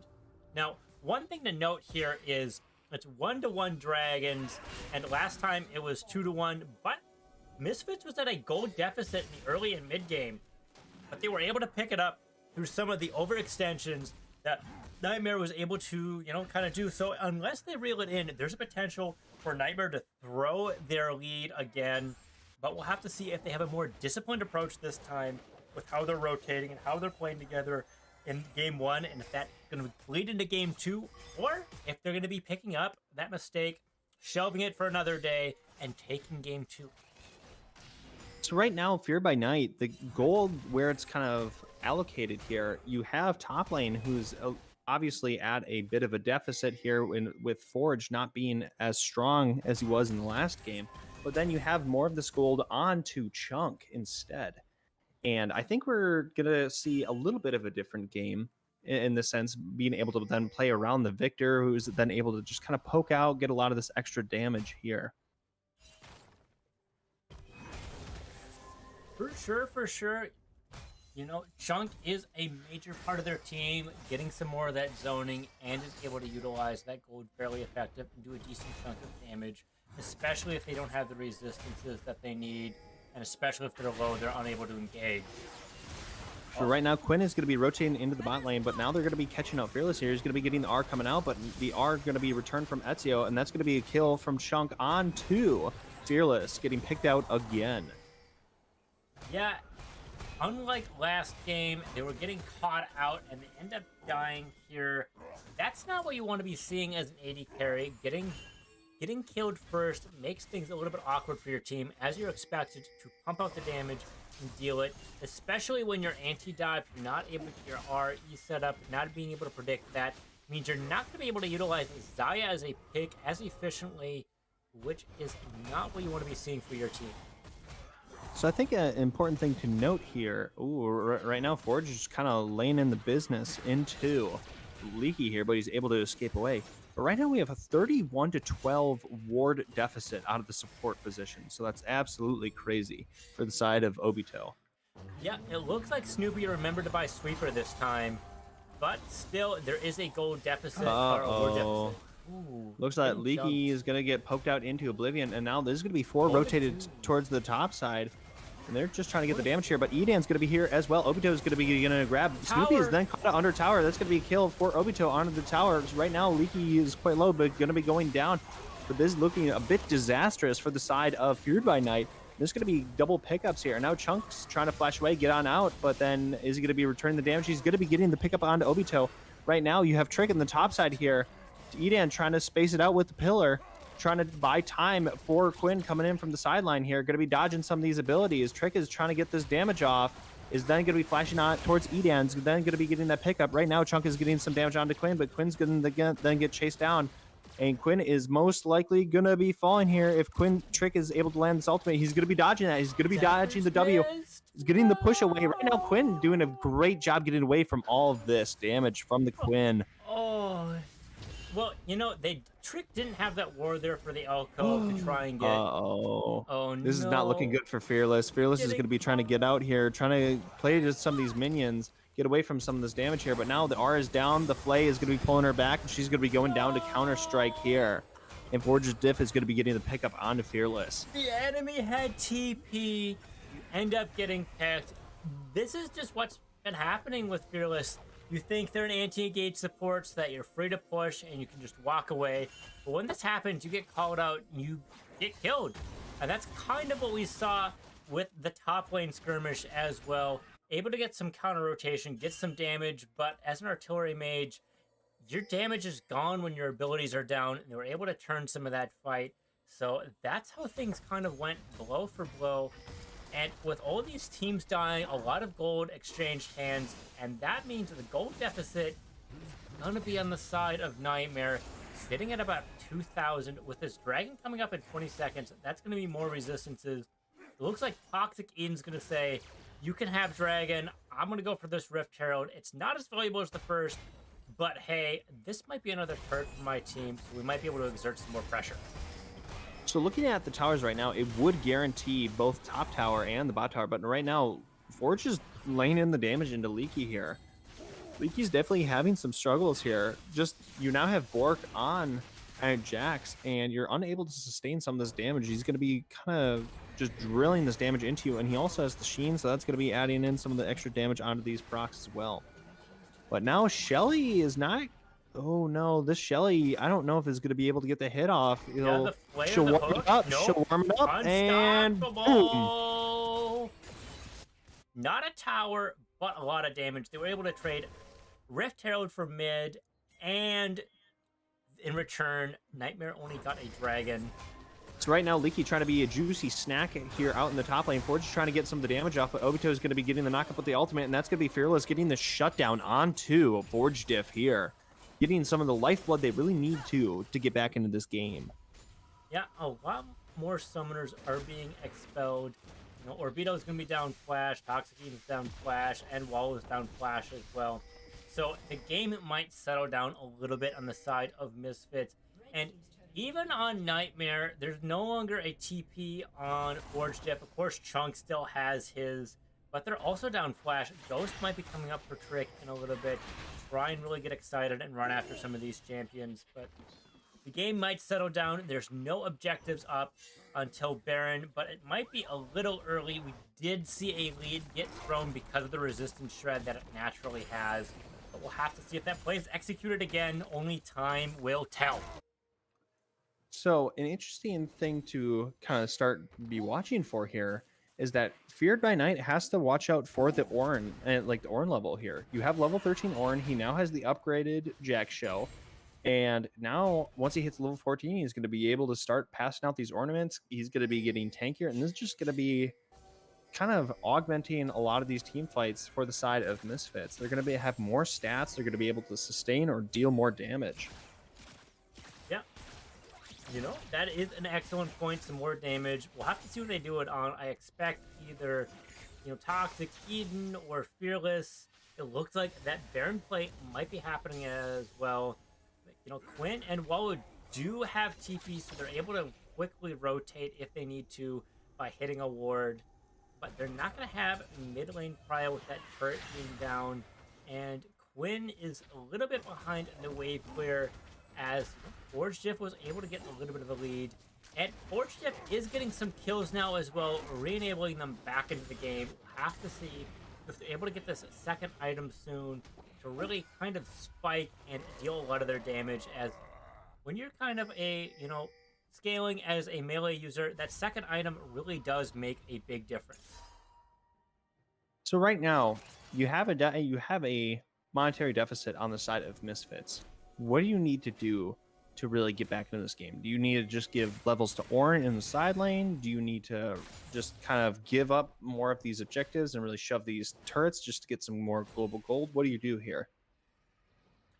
Well, I would say levels in Ornn certainly wouldn't hurt, especially if they're able to match. They have TP, so really utilize that.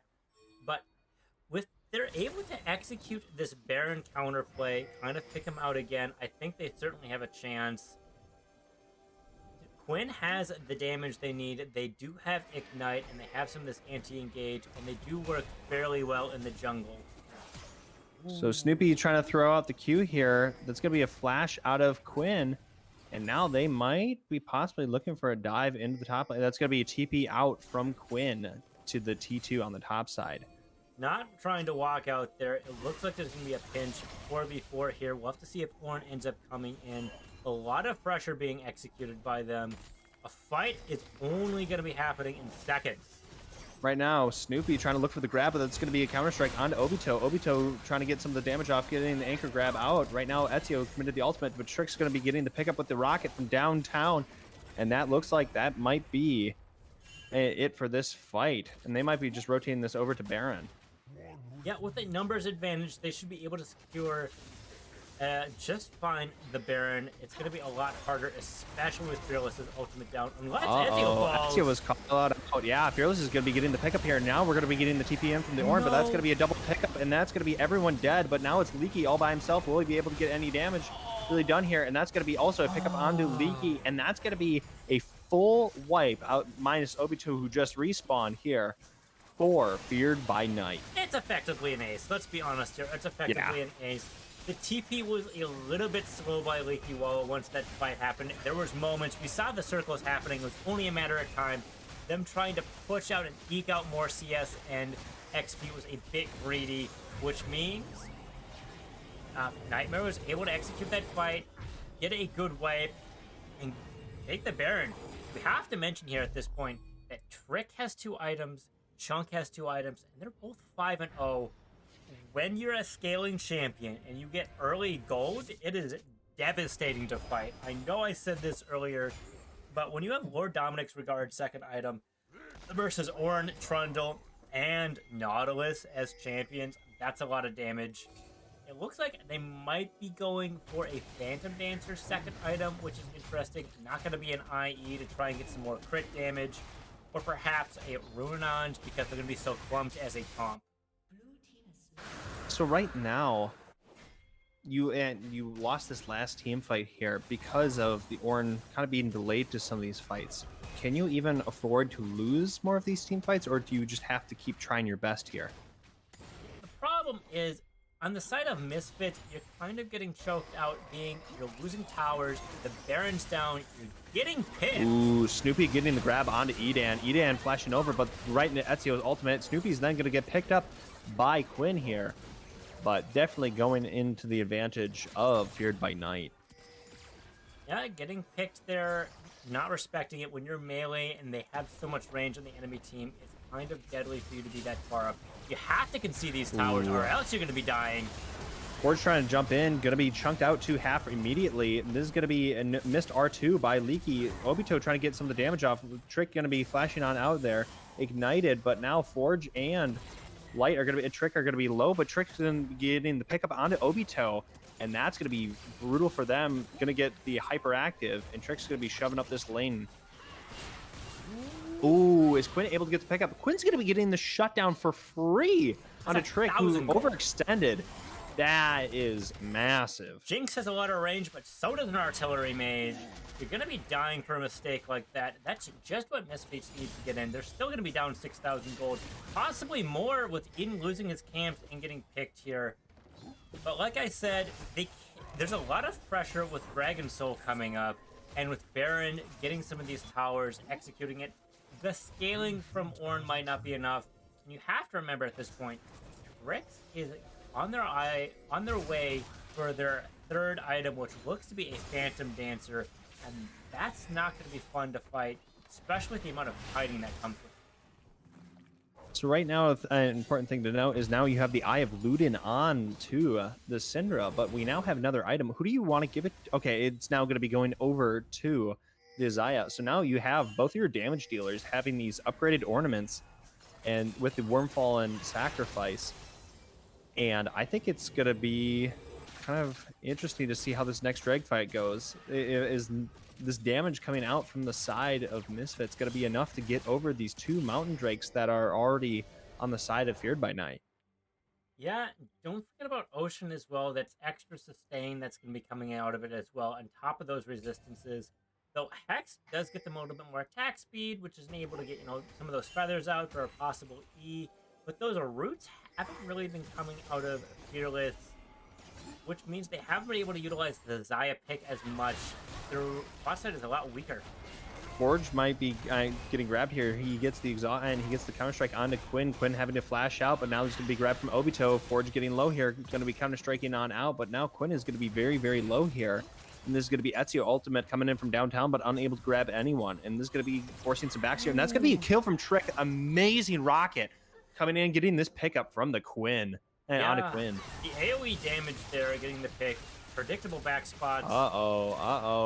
Quinn and Leaky's caught under tower. He's getting quite low. Chunk might get some extra damage there, but now they're going to be forced back off of this. They're going to be getting a lot of tower damage. Right now, Edan trying to get some and kind of peel with the pillar, but everyone on the side of Misfits getting under half here except Edan. Yeah, Forge Diff is being able to split push here with a 1-4 comp, just like they were doing last time. That's how they're kind of getting into this, leveraging the gold lead there. So right now, Snoopy's going to get caught out here, possibly, but Obito getting on the back line is unable to find anything, but Forge is going to be coming in from the sideline, and that's going to be a kill onto him. Fearless going to be getting a shutdown onto Jax, but right now, Trick is also going to be falling. That's going to be a double knockup from the Ornn ultimate. Chunk is trying to get some of this damage off, but it's going to be flash in. That's going to be another pickup. Quinn's going to be getting that grab off. Ezio's trying to throw in the ultimate, trying to get away best he can. Leaky's going to be getting the follow-up, eating this damage from him. And that's going to be shutdowns galore given by Feared by Night. That's going to be at the cost of Eden and Obito. Yeah, this late into the game, that's some heavy death timers walking in. When you're closer to your Nexus, that means you're closer to Fountain, able to re-get some of these resources, get some of the back sooner, and you're going to be further away, which means you could get picked. And with longer death timers, that means you could be losing just as many towers as you took. It looks like it's only going to be one because of how far they had to walk and with how things are being pushed. Objective gold from the bounties is going to be big, but more importantly, they get to walk to this dragon first, take some of this farm while their jungler walks up, and they might be denying soul here, which is just what they need, even if they are down a little bit of gold. Uh-oh, Leaky missed the wall hop here. Snoopy trying to get a blind grab over the wall, but right now Snoopy and Trick trying to go in 2v4 possibly. Fearless is now being chased down by Forge Diff, the double TP coming in, and that's going to be a counter strike onto both of them. They're getting low. Chunks is getting a lot of the damage off. Forge is going to be getting the pickup, and this is a nightmare scenario. Edan and Quinn trying to get out the best they can. Ezio is going to be going in further. That's going to be a grab onto Edan's going to be going down here. And right now it's just Quinn by themselves, and that's going to be a kill, and that's going to be an ace against Misfits. However, they were able to get that one Mountain Drag. Yeah, they were able to come out and drag with their gold lead. They're just kind of able to force fights here and do it. You know, when you dump your damage into the dragon, you're not able to dump it into the enemy team. And with a gold deficit on the side of Misfits, you're not going to be able to quite kill them. It looks like Forge is split pushing here. You know, Nightmare is afraid that they're not going to be able to close the game out in 20 seconds. So they're trying to take the Baron, get some more gold on their team, and get the buff there as well. They're being choked out here, 2 inhibs being down, which means top and mid are always going to be pushing for as long as those are down. They're going to be able to close the game out through either bot lane, or they're just going to be walking down these super minions down to the range of the enemy Nexus. So right now, this is just going to be very tough for Misfits to really kind of hold against this 10k deficit. They can't really fight for vision at this point. I mean, you look at junglers, you have 18 at vision on the side of Trundle versus the 41 with Maokai. As we are kind of talking about earlier on, the sapper lanes really just help them out find that vision, but just kind of all across the board outside of Obito being the exception, Feared by Night is just winning on that vision front here. They're winning on the vision front. They're able to get some of these rotations, and that early pressure ended up executing the mid game, which set them up for the late game with Jinx, giving them the edge. Trick's gonna be dying immediately to Quinn. You cannot pass go. You will die and immediately go back to tower. But Ezio is gonna be kind of caught out here, getting the ultimate coming through. But Quinn's gonna be getting the pickup here. There's gonna be flash out from Fearless. Fearless gonna be committing the R to try to get away. And right now you have Forge Diff shoving in the bot lane, but that's gonna be 2 down from the side of Feared by Night. That's definitely just really, really bad for them. Quinn's going to be getting a lot of damage onto Chunks here. Chunks going to be getting low, going to be getting knocked up by Obito. Obito is getting the further grabs here. Edan's going to be getting some of this damage in, and Quinn's going to be getting the pickup, getting these shutdowns, and now this is going to be going in on Snoopy, and Edan's going to be getting that pickup. Leaky unable to peel Forged off the bottom side tower and inhib, and he's going to be picking that up with the Baron buff. Yeah, they knew they can't stop Forge Diff, rotating there, trying to get some picks, leveraging this out. Now, of course, this didn't come without any cost. They're going to be down all inhibs except for top, and of course, they're going to be down a decent chunk of gold as well. But delaying their victory could mean they could execute on a later mistake that they're going to be going for. They're still down 7,000 gold. It's not getting any better for them. But if they're not able to end, one team fight could be what's needed to change this. We saw them to kill 4 people last time, and with very long death timers, if you're able to get just one more tower, perhaps bot lane or mid lane, you can just lock it down and end it, because the death timers are going to be so long at maybe the 40-minute mark if they're not able to win there. So right now, I think it will. I think the game could end with the one team fight. I think on the side of Misfits, just because they have the Trundle, they can eat through these towers. If honestly, a team fight's most likely going to be happening on Misfits' home turf, but they could probably run it down in through the mid lane and eat through all these buildings quite quickly here. They could, and Ornn can certainly tank if they want it. Or, Forge could just pick him out and play the game by himself. So right now we're going to be seeing Forge in that top brush, trying to be a little bit sneaky and then get some of these minions. But this is gonna be a bloody fight. Dragon's coming up soon, so they're gonna be able to either set up for that and use these minion waves to push for it, take it, get the soul, the extra shielding, and really use that extra shield as leverage, not to mention the resistances as well. They're not going to necessarily need the gold from the back, but more importantly, Misfits won't be at their home turf, which could be quite bad. Oh, the pillar unable to pull Forge back to the rest of the team. Counter Strike coming out from Forge. Oh no, it looks like this is just going to be a poke battle for the time being. But right now, Fear by Night's going to be able to pick up this vision freely with this gold diff.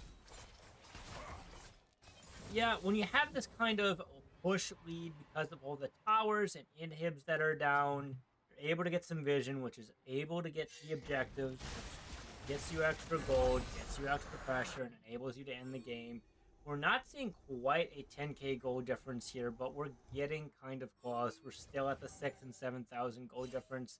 So things haven't been stabilizing on the side of Misfits, and they're not going to be getting too much more XP. They're already 18 on top side, and with them having to share all these minion waves and not hit these jungles, they're going to be bleeding gold now. Ooh, they're unable to get the grab onto Forge Diff, but now Ezio and team are going to be coming in from the sideline. Leaky trying to get this ultimate, gets the knockup onto Ezio, but this is going to be a double grab onto for Trick. Trick's going to be taking down Edan. They're going to be getting all these kills coming through, and Forge is going to be picking this up, and that's going to be an ace, and that's going to be the victory for the side of Feared by Night.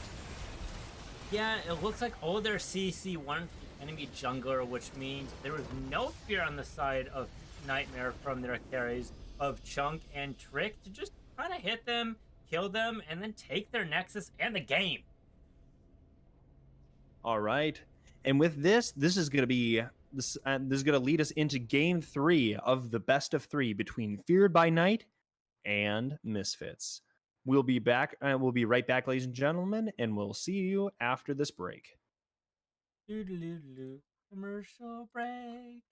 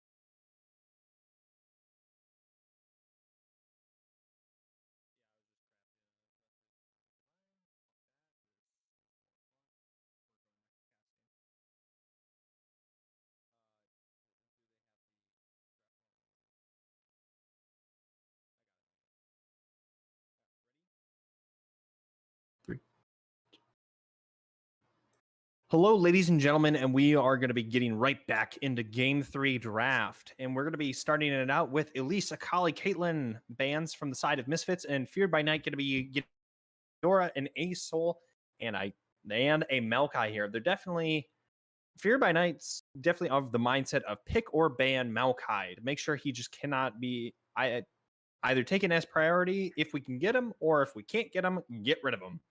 And we're going to be seeing a Jinx pickup on the side of Misfits here, taking that away from Trick in that last game, who got a lot of rocket kills from downtown. Yeah, Jinx scales pretty nastily. Isn't it quite as good in solo queue, but in these more rigid formats, we're able to talk to all your allies. You're able to utilize it, able to utilize the range, the scaling, and a lot of damage. Now, she doesn't benefit quite as much from the IE changes of the other ones, as that second item power spike I don't think is quite as good. You kind of need that attack speed on her to really utilize that pick. But nonetheless, she's still a good pick, and a Varus in return is going to be a very interesting matchup. It's not something you see as often. Usually see some, like a Samara or an Ashe or maybe an APC like Ziggs or something like that as your spice. So I definitely like seeing Varus. He's pretty good right now. There's a variety of builds he could be going for, whether it be crit, on hit, lethality, or possibly even AP, trying to go for a burst if Misfits goes for a more tanky style build.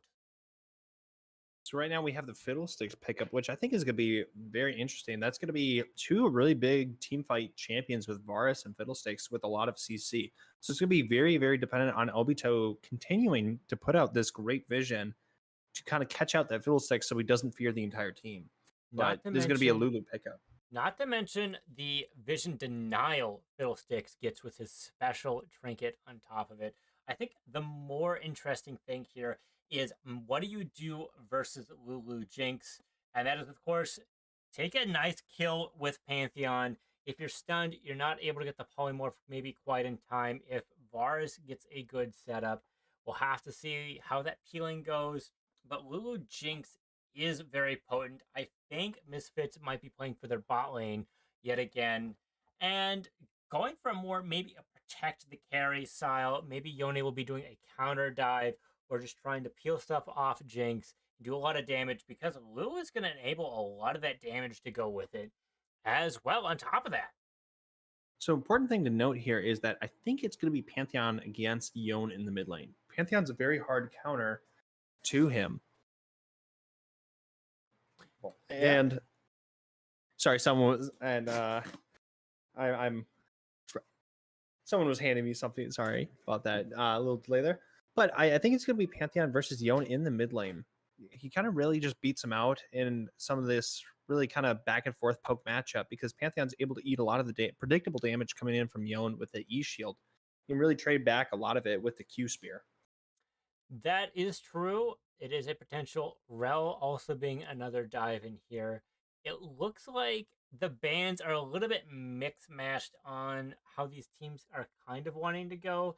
Because if they're going to be going for a more vulnerable Jinx Lulu style, where that's going to be their main source of damage and their carry, they didn't necessarily ban a whole lot of supports that they didn't see from the enemy team, trying to prevent that dive and allow her to scale. That's not going to be happening, and we're kind of seeing more of a Karthus sort of Shen. There's definitely like shielding on that team, but I don't think the comp identity is fully formed on the side of Misfits. Unlike Feared by Night, right? You have Fiddlesticks who goes in, you have Pantheon who goes in, you have Rel that goes in, and Varus really can capitalize that with the return ultimate. And Mordekaiser can change these 5v5 fights into 4v4, or really change the 1-on-1. Shen is unable to go to his teammates if he's in the Death Realm. That just completely negates it, trading ult for ult. And of course, Shen's is so impactful in the top lane. So I think an important thing to note, along with the Mordekaiser ult, if you really kind of get in these 5v5 team fights, if Mordekaiser R's the Karthus, that takes out like almost all the magic damage coming out from Misfits. So that would really just kind of be a great hindrance for Misfits. So I think Mordekaiser is a pretty good pickup here. How does Karthus passive interact with Mortis? Because if you die in the realm, the ultimate stops happening, do you continue to live and possibly ult post death in the death realm? I think So so. posthumously, the passive for Karthus. So obviously you're fighting Mordekaiser in the ultimate. Let's say Mordekaiser kills you. The Death Realm then goes down, Yep. and then your corpse is then still where it was last located, where you died in the Death Realm, and then it's just going to be there in the team fight with and interact as it always does. Okay, okay. Yeah, it's one of those interesting interactions. Though Death Realm kind of warps how the game works, especially in the coding side. There was a weird bug I know with Yumi in the past where they were permanently stuck in the Death Realm, and I've been able to see some bugs where you can just like click outside this Death Realm and you'll just walk around. Uh, Definitely. Like, I think one of the more interesting ones was Silas taking Mordekaiser ult, and then the Death Realm coming up from the Mordekaiser, and then him doing that on top of it. And then they were permanently stuck in that, like when it was first brought, when Silas was first brought into the game, or no, oh yeah, I when forgot Mordekaiser about Ultimates first that. came in that, yeah. So then it was just an infinite Death Realm, and then it was truly a battle to the death. Doesn't matter about the time or anything. Yeah, I forgot about how that ended up going. Yeah, that's a very good point. When it's hard to code for all these edge cases and contingencies, so you never quite can suss out how some of these interactions go. It's always important to kind of know how these champions work, and not just as if you're casting or playing some of these games, but just thinking about how these team fights are going to be playing or how possibly these lanes will end up playing with all that in mind. All right. Now, as we get back into game three, we're just going to get everything ready on the production side of things. And we're going to be seeing this last matchup between Misfits versus Feared by Night. And we'll be right back, ladies and gentlemen.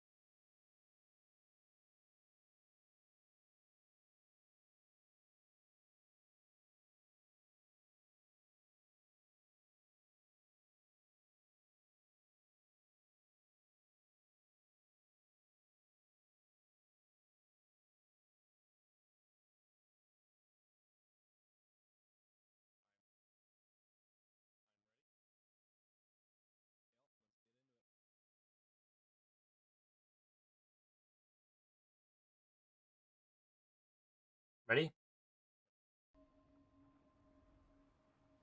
Hello, ladies and gentlemen, and we are back for game 3 of this best of 3 between Feared by Night and Misfits. And we're going to be having Feared by Night on the red side, and we're going to be having the Misfits on the blue side. And this will be the winner takes all in this matchup.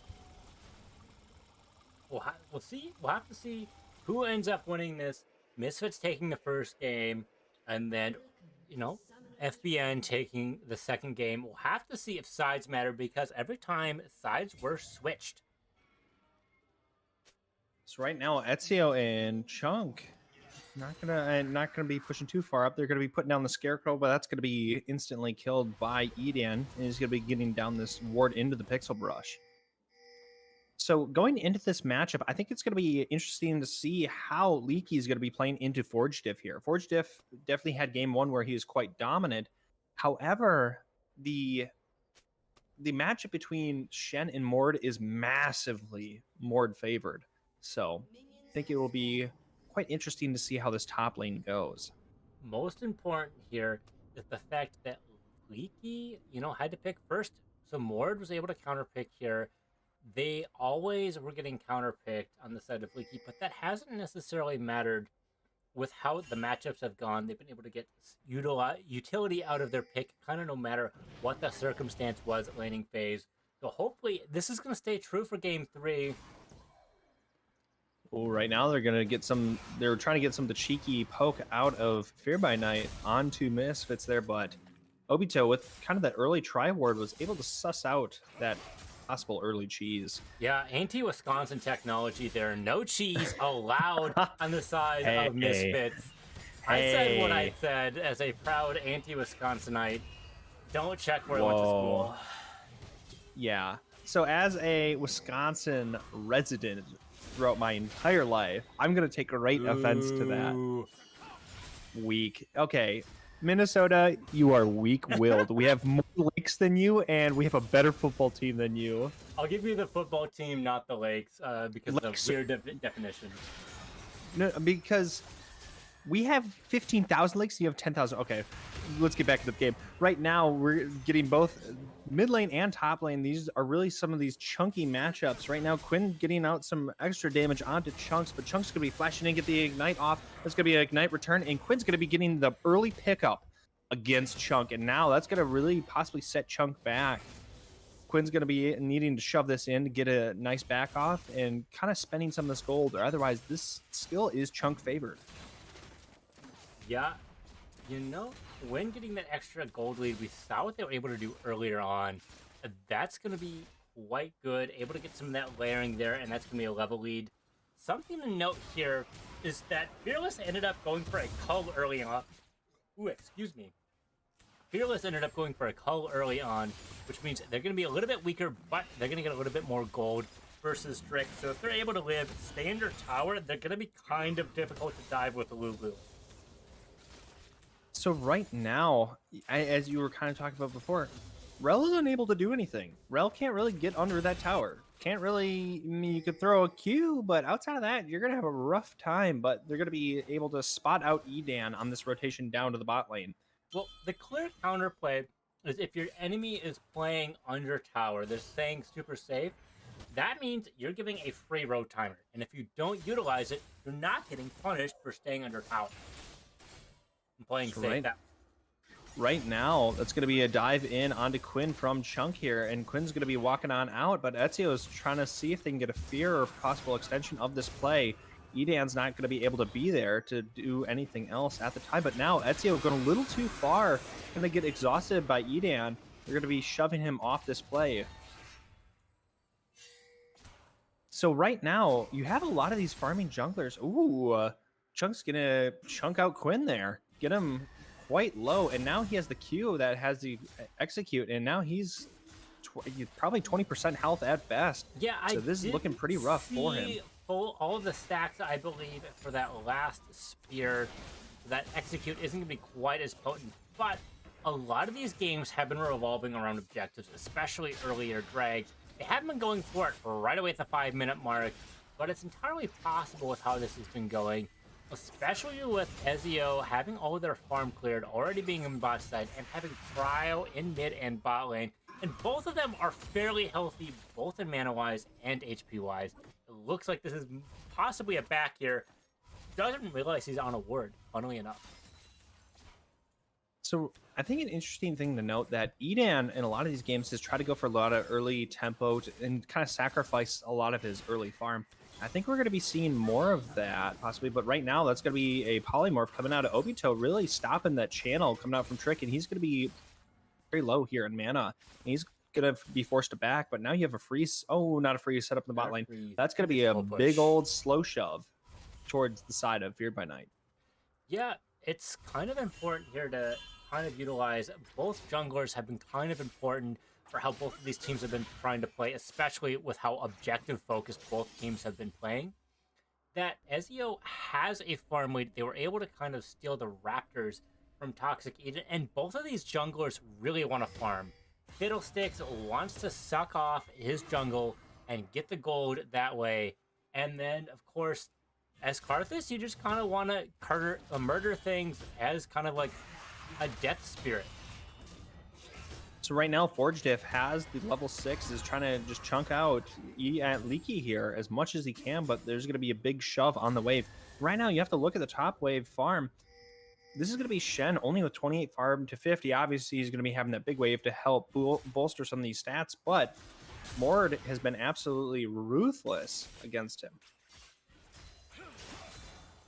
But with that in mind, do you want to go for a possible Shelly angle here for the side of Feared by Night, or would you rather kind of stick to dragons and try to really play through your bot lane? I see no need here to go for a Rift Herald. That extra dragon pressure was more than enough to win several of these games. Because you don't necessarily want to be shoving in any of these lanes as they kind of want to be, you know, shoved in and get some gold. Okay, Chunk's able to get out here, except for maybe top lane, but Shen doesn't necessarily mind giving up as much farm so long as they can get some of that gold through a team fight once they hit level 6 or TP back afterwards. So right now they're going to be setting up the vision line here for this dragon, and it appears that this is going to be a quick dragon for the side of Feared by Night. But right now Forge kind of looking for a bad angle to go in onto Leaky, and Leaky is being able to dodge a lot of this extra damage coming out and really just playing for this weak side top lane very well. Yeah, when you're only down 20 farm in the laning phase, that's pretty good. That's a sign that you are playing weak side very well. Most importantly, not dying is the most important part. Oh, it's still getting chunked here, but still staying fairly healthy, especially if they're able to get some of the grabs up. Oh, right now, Quinn getting in a lot of this damage onto Chunks. He's going to be trying to possibly bait that, but right now, Chunk is going to be using that E to kind of walk away from the play, but now he's at about, I would probably say, like 40% health. So Chunk is definitely got to play careful here, otherwise this could be a nightmare scenario. Both but right still now, having Ignite. Yeah, that's a fair point to be looking at here. Also, you have both ultimates coming in. That's going to be allowing a possible free back from Chunk and then R'ing back into lane just to get an extra TP out, just to kind of maybe help with some of the wave management. Or we'll kind of see how he really plays it out here. Yeah, calling the jungler to hover mid lane, it looks like Fearless kind of wants a reset here, trying to get that wave under, although Trick isn't allowing them to do that, getting a counter shove. Maybe this is kind of what Fearless wants. They're still prone to getting dove at this stage in the game. Neither of them are level 6, but Trick has hit it, so they're gonna need to play safe, or they might result in their own death. So right now, I think that Leaky is gonna get slowly but surely whittled out of top lane at the moment, just because the leeching layer on the Mordekaiser will kind of buoy some of the chip damage he then takes, but trying to poke the Shen out here. But Quinn trying to get some of this damage off, but was able to get a free back with the help of Fiddlesticks. Now is kind of going to be holding kind of the steering wheel for the mid lane, but he's going to be getting the Ignite off onto Quinn, but Quinn's going to be getting out for free. Ooh, 2 summoners out of the bot lane. Oh, and possibly a kill. Can't negate. the Q from Varus. Trick might be able to get a kill here, or maybe not. Fearless is able to stay safe enough, forcing out a cleanse, and then of course, Orbito healed Yone here. It's one of the consequences of draft phase. If you don't have a winning lane and you all play for the late game, you're not going to be able to get all these objectives. This means you're losing Dragon, you're losing a Rift Herald, at least in this case. And don't forget about the CS lead. That's why they're almost down at 2,000 gold at this point. It could extend into the mid game, and if all these plates are going to go down, this gold lead is only going to get larger for Misfits. So they're going to be at a deficit. So I think right now the important thing to be looking at is that you have a 30 farm lead of Fiddlesticks over Karthus, so much to the point that he now has a shutdown. So I think that's kind of a little bit bad news bears for the side of Karthus. But if you really get into some of these team fights and he's able to get this R off, that's going to be very kind of a good way, a very good way to bolster some of these team fights. Yeah, you know, Rift Herald was utilized there. I think it was a possible misclick, trying to get a ward down, not realizing they had Rift Herald, because you don't want to be standing by blue buff when it happens, but they still ended up getting the gold from the plates under the jungler. You know, extra boots allows you to move between these camps faster. Ooh, that's going to be a flash coming in from Chunk, and that's going to be a flash away by Quinn. Snoopy trying to look for that side angle, but unable to find it. It's one of the most potent things about Rel. That extra movement speed from Mobies, and then being able to engage so neatly when you have a lead. You can only prevent so much CC. Like with Rel and Pantheon, you're gonna have to make some sort of concession, especially when you know where you're gonna be moving back to. Yone is gonna snap back into a very specific location, and that's enough time for Snoopy to really jump back in, or for Chunk to jump back in and possibly get a kill or chunk you out. So I think in kind of the only true escape that Yone has in that kind of that matchup would be his R, but if Snoopy and or Chunk are in that kind of that rectangle, that brings them both along, and that's not exactly what you want. Obito unable to get the flash over the wall. They're going to be cramming in a lot of the damage. The Magnetize coming in from Snoopy. Obito is getting kind of low here, but the Shen ultimate is going to be coming on out, and they're going to be getting a pick up from Fearless onto Trick, and now this is going to be turning onto Snoopy, and that's going to be a kill for Obito on that. That's going to be a massive turnaround for the side of Misfits. However, they had to commit a lot of ultimates to ensure that play to work. That fight was fairly close, with being a 4 versus 2, but they were still able to win. Unfortunately, that's going to be a lot of plates on top, so Forge is going to get a lot of gold out of this. But this could be a Drake, which could stop the win con of Dragon Soul from coming to fruition. Although, we'll have to see if Feared by Night is able to get the spear off. Ooh, Ezio's going to be polymorphed pretty quickly here. Ezio throwing in a lot of and trying to get out a lot of this damage. That's going to be Quinn going on down, and right now it's just Fearless. Fearless trying to lay in as much damage as possible, but Fearless is going to be going down. The Ignite coming through, but Chunk's going to be getting the Q, and he's going to be picking up a triple kill. Ooh, baby, a triple! You know, when you commit all of those resources to a fight and then try to rotate that to a play when you don't necessarily have the most amount of cryo, you're not forcing your opponent to lose that much. They're able to re-engage, especially if you don't have that much vision, and that's going to allow them to take the dragon, just like we saw out of Fearless. They already have 2 dragons here. We'll have to see what the third one is. It's not Windrake like it's displaying. It looks like it's going to be Tem, which is kind of what you want, as Mordekaiser with the shields and the heals, along with Fiddlesticks. And if you're going with Shield Bow like it looks like Trick is going to be building here, that's more shielding and healing, which is very good to see when you're on the receiving end of that. So right now, Forge Diff really getting Leaky down quite low here, and he's unable to get him under that tower. And trying to just poke him out as much as possible. That's going to be a flash out from Forge. They're going to try to get out some of the damage from Edam, but that's all they're really going to be able to do. Forge is just very, very far ahead. They're unable to really get a lot of value off into this top lane. Shen's just getting poked into oblivion. Yeah, it's not too big of a difference topside. Like I said, They're only down 20 CS. Of course, there's the plates and the TP advantage that's being accrued right now to get the CS get to be further. Uh-oh, Chunk coming over the wall, going on to Obito. That's going to be big shield coming in. Obito getting quite low here. That's going to be ultimate coming out of Trick. Trick's going to be missing all the stuff. That's going to be ultimate coming in. And Chunk's going to be getting the pickup onto the Lulu. But now it's going to be another pickup onto Fearless. And Trick is going to be getting pretty chunked out here. But he's going to be walking away with both kills. And now a 500 gold shutdown onto Chunk. Yeah, taking, 2 turret shots will get you kind of low. But with the wave crash, you're able to get it back and able to get some of this gold back into your pocket.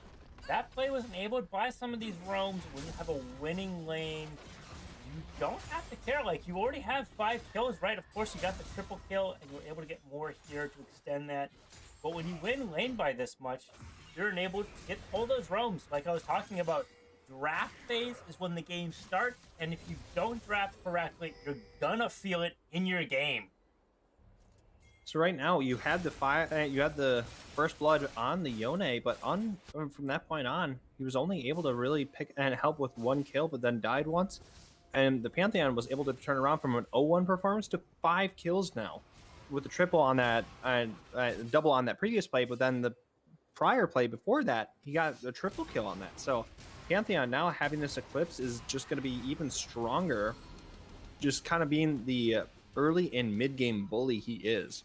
Yeah, there's a big lead here, and of course, Pantheon falls off, as you kind of hinted at in the late game, and if the game falls there, we'll have to see how he moves this lead over. Obviously, you can take some kills, but if you're able to maybe get it over to Trick, we can see them take over and do a lot of damage, or perhaps putting it onto your jungler, they're a little bit more tanky, do a little bit more damage, and can really set up your team even more with that AoE CC, that big old fear.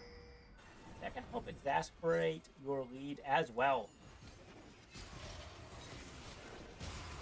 Looks like a second Shelly's going to be coming here, trying to get the mid lane. Bot lane's already there. They're going to be able to get some of these dragons a little bit earlier once it does inevitably fall. And because Chunk is so far ahead, they're able to 1v1 Yone and kind of get their AD carry to the mid where it's safer. They're not going to be dying as easily. They're going to be able to farm easier and keep the gold lead the way it is. It's at a 5,000 gold difference here. I should say 4.5 at nearly 18 minutes. That's a big gold difference to have at this stage in the game. So right now, we're going to be seeing this mid lane tower going down. Right now, Snoopy's going to be diving in onto this. This is going to be a pull back, and that's going to be a grab onto Edan. The Court's going to be trying to get as much damage off as possible, but right now they're going to be full diving in. Fearless is getting quite low here. That's going to be a pickup, and that's going to be a Panth getting another kill. Quinn trying to get as much damage as he can, unable to do anything. Obito is then going to be going down as well. Right now, Leaky's going to be getting the pickup onto Trick, but that's going to be another triple for the mid lane. Chunks just picking these triples and kind of these multi-kills up left, right, and center. Yeah, Dragon's going to be coming up soon. And with an ace, that's going to be the tower as well. All of those picks happening, as you kind of showed, with all the layering that they were able to do, get stuff out. There was some kills returned. Being able to get Trick there is very important. They weren't able to put as much damage to the objectives, not able to get as much, and then rotate still into the Dragon because of their gold lead. They still didn't have to commit quite as many resources. Of course, they're going to be down some flashes, some exhausts, and some ignites. But, when you're able to take Glacial Augment as support, that's the beautiful thing about those runes is you get Hex Flash. So now we have the next dragon coming up here, and this is probably going to be then the soul, setting up for Soul Point here. And they're unable to kind of contest for this vision. You have a 6.3k gold lead on the side of Feared by Night. This is looking pretty rough for Misfits. How do you really come back into this? Well, I think they're going to have to go with their game one sort of game plan. Wait for the enemy to screw up. Wait for Feared by Night to make a mistake, make an overextension, capitalize on that, and then turn the tables there, and then use that gold lead to exercise that. We've seen both teams being able to utilize a gold lead to get to a victory. Misfits in game one, once they finally got it, and then Feared by Night in game two. it looks like Feared by Night has kind of figured out how Misfits is playing, and they've really adapted in Games 2 and Game 3 and really pushing things. These objectives have been phenomenal. The extra invades that Ezio has been able to execute, getting them ahead. They've always been ahead in the farm, punishing some of those early ganks that Toxic's been doing.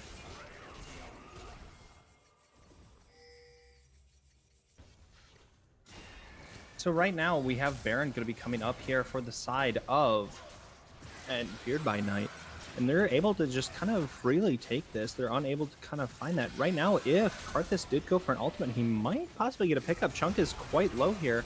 Chunk, Jinx ultimate. that's that Jinx barely missing that, but Trick is going to be then getting the pickup onto Leaky here, and that's going to be an ultimate coming in onto Edan. And that's going to be a dive in by Quinn, unable to find a pickup there. And then that's going to be Edan going to be going on down, but he's going to be spreading in a lot of this damage with Karthus here. There's going to be an R coming through, and Snoopy's going to be getting quite low, going to be falling then to him. That's going to be another pickup here. They were able to get the Baron. Are they able to get anything further? Obito trying to get the R onto Quinn, unable to do anything from there. But now Fearless is going to be throwing in a lot of this damage. Is he going to be getting another pickup? Right now, Forge is going to be having the buffs from Karthus. He's going to be walking on out. But that's going to be some pickups for the side of Fearless. Yeah, Misfits, they're getting some of those kills. It's going to be good. The enemy team isn't going to have as many Baron buffs. This play was enabled by how these vision lines were able to set up and how the resources ended up being committed on both sides, really. Once all that damage was done, Karthus tried to ultimate with people being low, with all their resistances being shredded. But unfortunately, Pantheon Shield doesn't care if it's coming from above visually. It cares where Karthus is on the map, and if it's between you and you're facing it, well, that damage is going to be blocked. Fearless played that quite well. They were able to get some return kills, stay alive, get some gold, and scale. They really care about their items. Getting that second item there is going to be quite good, especially if they're clumped up. Hurricane does get the rocket buff from Fishbones. That extra splash damage could be what they need for some of these team fights, but they're down 8,000 gold. Might not be enough, but there's always a chance to win a game. Right now, do you think that Ruins is going to be enough just kind of damaged coming out from Fearless to kind of really turn this game around? They're gonna need an IE. They're gonna need an Infinity Edge for that last, and it looks like Pickaxe for the middle. That, that's not a BF sword. That's not quite as much damage, and it's a little bit more of a gold commitment when your slots are heating up. Ooh, the cleanse coming out a little bit too early from Fearless, and Fearless is going to get killed by Trick. And Trick's going to be getting that pickup, and now this is looking a bit more dire for the side of Fearless, and for the side of Misfits. Because they put a lot of eggs in the Fearless basket to try to really win this game. Yeah, just going to bring this back. I know I've mentioned this before. It looked like they were going for a Protect the Jinx comp. Ended up doing that, and then they tried playing for lanes, but all of their lanes kind of end up losing, which led to the early game being lost, which led to a lot of pressure in the mid game that they weren't able to respond to, into the current game state we're seeing right now, with a 10,000 gold difference, which is more than enough to end the game, especially with Baron buff, and even more than that, with a dragon coming up in 30 seconds on Soul Point with that gold advantage. Right now, I didn't know if Quinn was looking. Quinn was kind of looking, but then Q3 is right back into the team. So right now, going to be trying to just go on out, get some of that, kind of trying to regain some of this vision. But I think that the side of Fear by Night is just going to take it nice, easy, plot their way through this game, and go for this final dragon. And obviously, this is, I believe it will be in the nail in the coffin for the side of Misfits if Feared by Night is able to pick up this soul. There's a lot more vision to be had here, so getting the fear out of Ezio is going to be a little bit easier. They're forcing them to fight further away from their base, and they're not able to use the fountain to heal a little bit more. Very important. Misfits being clever here, using the dragon to do some damage and trying not to get pinched off here. But that might not be enough. We'll have to few get straight. Ooh, that's going to be a grab onto Trick by Quinn, but he's unable to pick up the kill yet. The the boat, unable to stop that. But right now, Ezio is just going to be getting the R off into the damage. Right now, Fearless is trying to play for the outside. Going to get the pickup on Snoopy. He's going to be getting a kill there. That's going to be a fat ult coming out from the Karthus. Going to be getting a lot of these pickups. It's now just Forge by himself. Is he going to be able to turn this around or will he? He's going to be getting a pickup on Yone. Will he get the pickup as well? He's unable to get the further pickup onto Fearless, but Fearless is going to be dying to Dragon. That's going to be a pickup for Forge. The only man standing is Obito. Now going to be having to go on back. Wow. What a close fight, despite a 10k gold difference. Yeah, jumping onto the carry, it turns out, really stopped some of their damage. And Jinx, turns out, also does a lot of damage when you force people around in a small constrained area, getting a lot of damage out of the rockets. Not able to get that extra kill off of Forge early. They were stuck on rockets, which slows your attack speed. You do a little extra damage, but to maximize your damage, you end up wanting to go for the minigun there, especially if you have Litho Tempo for some extra damage. You're going to get the range there anyways to be able to space them out. We'll have to see if there's going to be another fight after this. A lot of these ultimates are going to be coming back up soon, but it might not be in time if this dragon gets started. So right now, Obito trying to fight with Snoopy on some of this vision, just kind of laying in these picks autos against him. But right now, they're going to be kind of artificially starting up Dragon. Snoopy's going to get chunked out to half. This Chemdrake is really giving her the business here.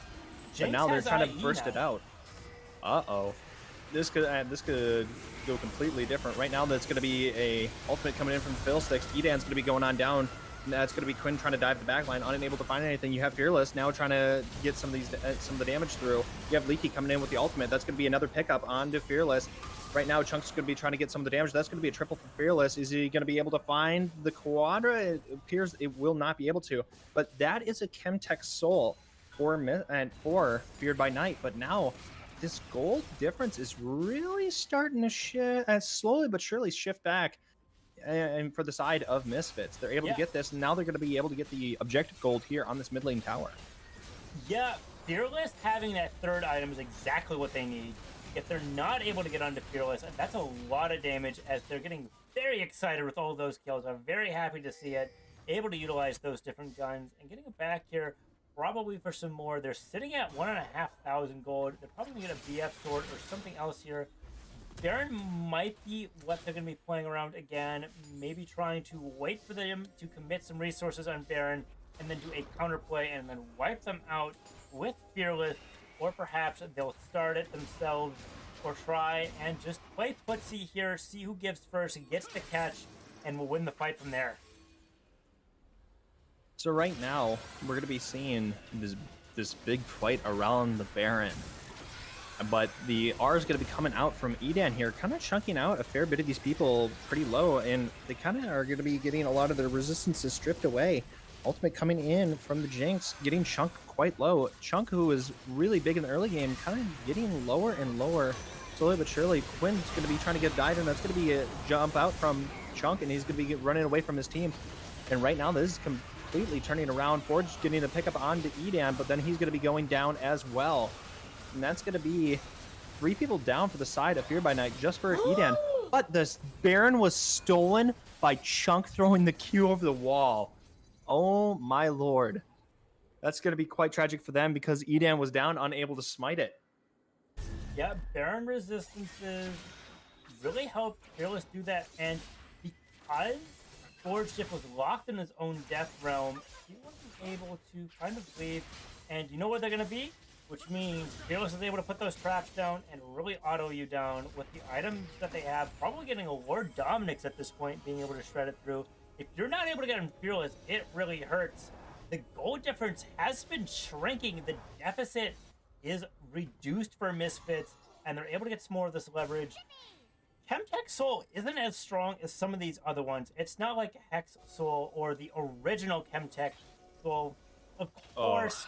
Fiddlesticks is able to utilize the lower stats a little bit more, the extra resistances, because they can heal, kind of walk that line a little bit, But some of these other champions, they can't really use it quite as much.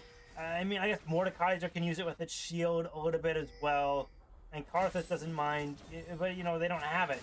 So, the soul isn't as strong, but, the gold difference that comes with it, and the extra stats obviously is nice. but it's not the end all be all for the team.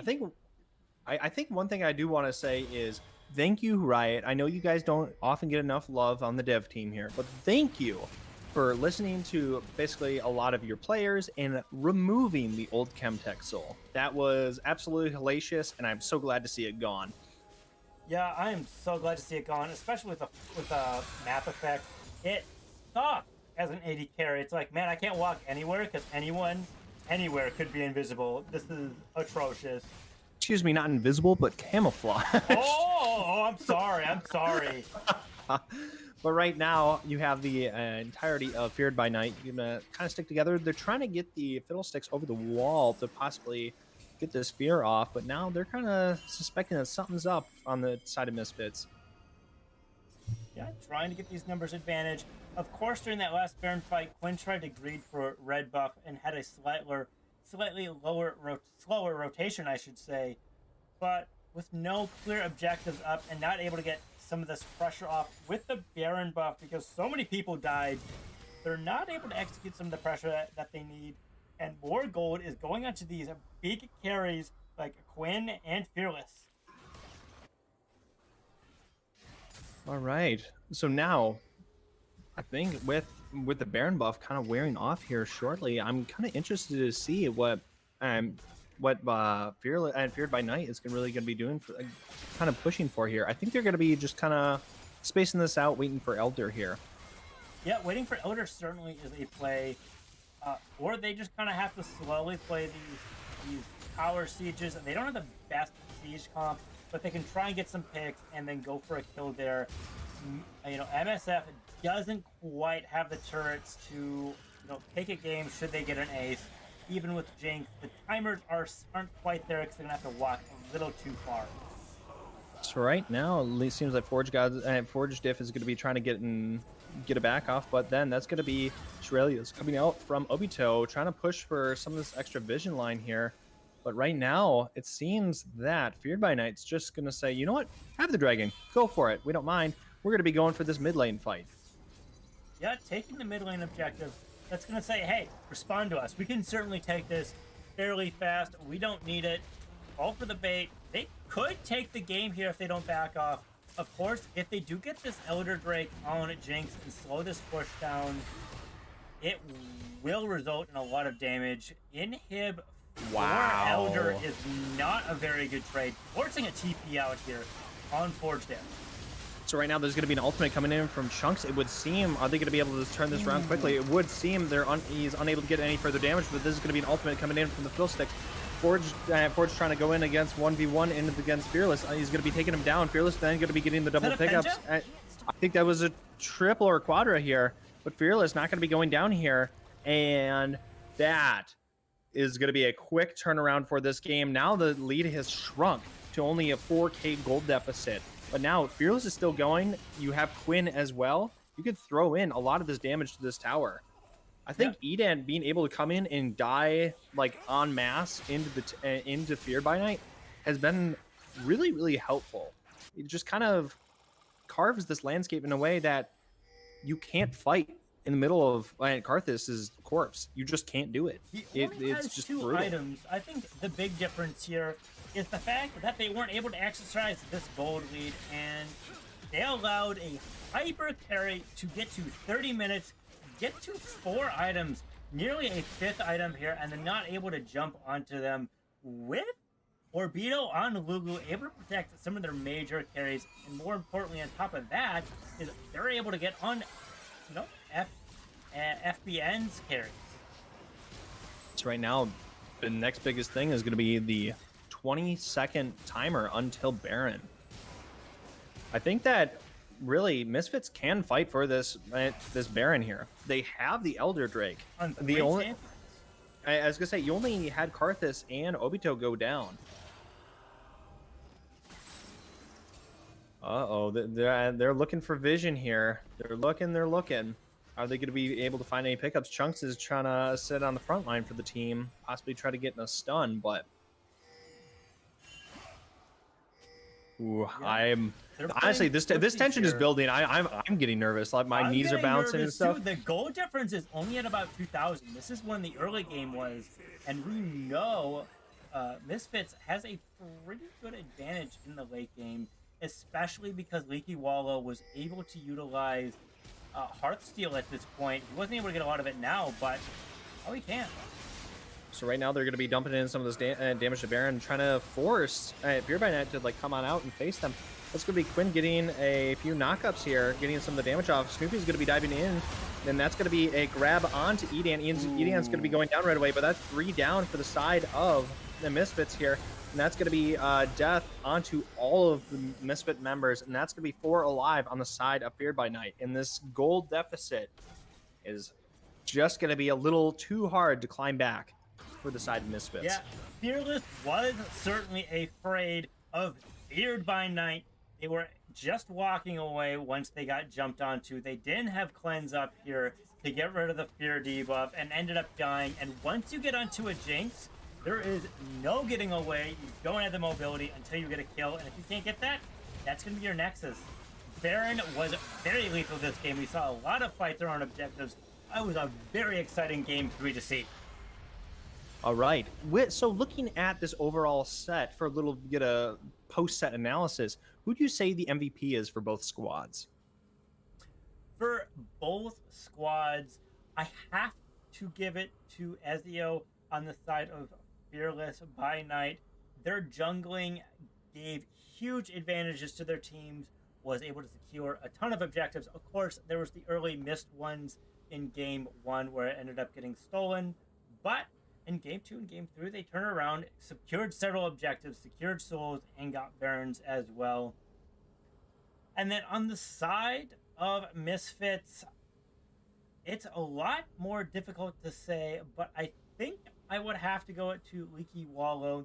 They might not have been winning the hardest, but as weak side, they weren't giving their enemy team member such a huge advantage. It kind of stabilized in some of those games and really helped turn around some of those plays. I think I would have to agree with Leaky Wallow, or I would suggest possibly Obito with just some of this crazy vision coming out through just all of these games. Really like I said, we have 114 here in this last game, but in some of these other ones you have like I believe 90 plus in all of them. So just doing a very, very good job out of the support role. Yeah, but very good as well. I was also tempted to mention Fearless as well. They performed pretty well that last game. Of course, there's the one misstep, and as an AD carry, that's unforgivable for that to happen. Thanks, Riot, for building the class like that. And you, no salt. I'm a prisoner of my own making, we'll say. But yeah. All right. With that thought in mind, that's going to be it for the set between Misfits and Feared by Night. Thank you, Abba Trombone, for joining me tonight. And that's going to be all, folks. And I will be signing off as Verdant Chaos. Yeah, we'll try and see you next week at around the same time if you're still in tune. We'll see you next time.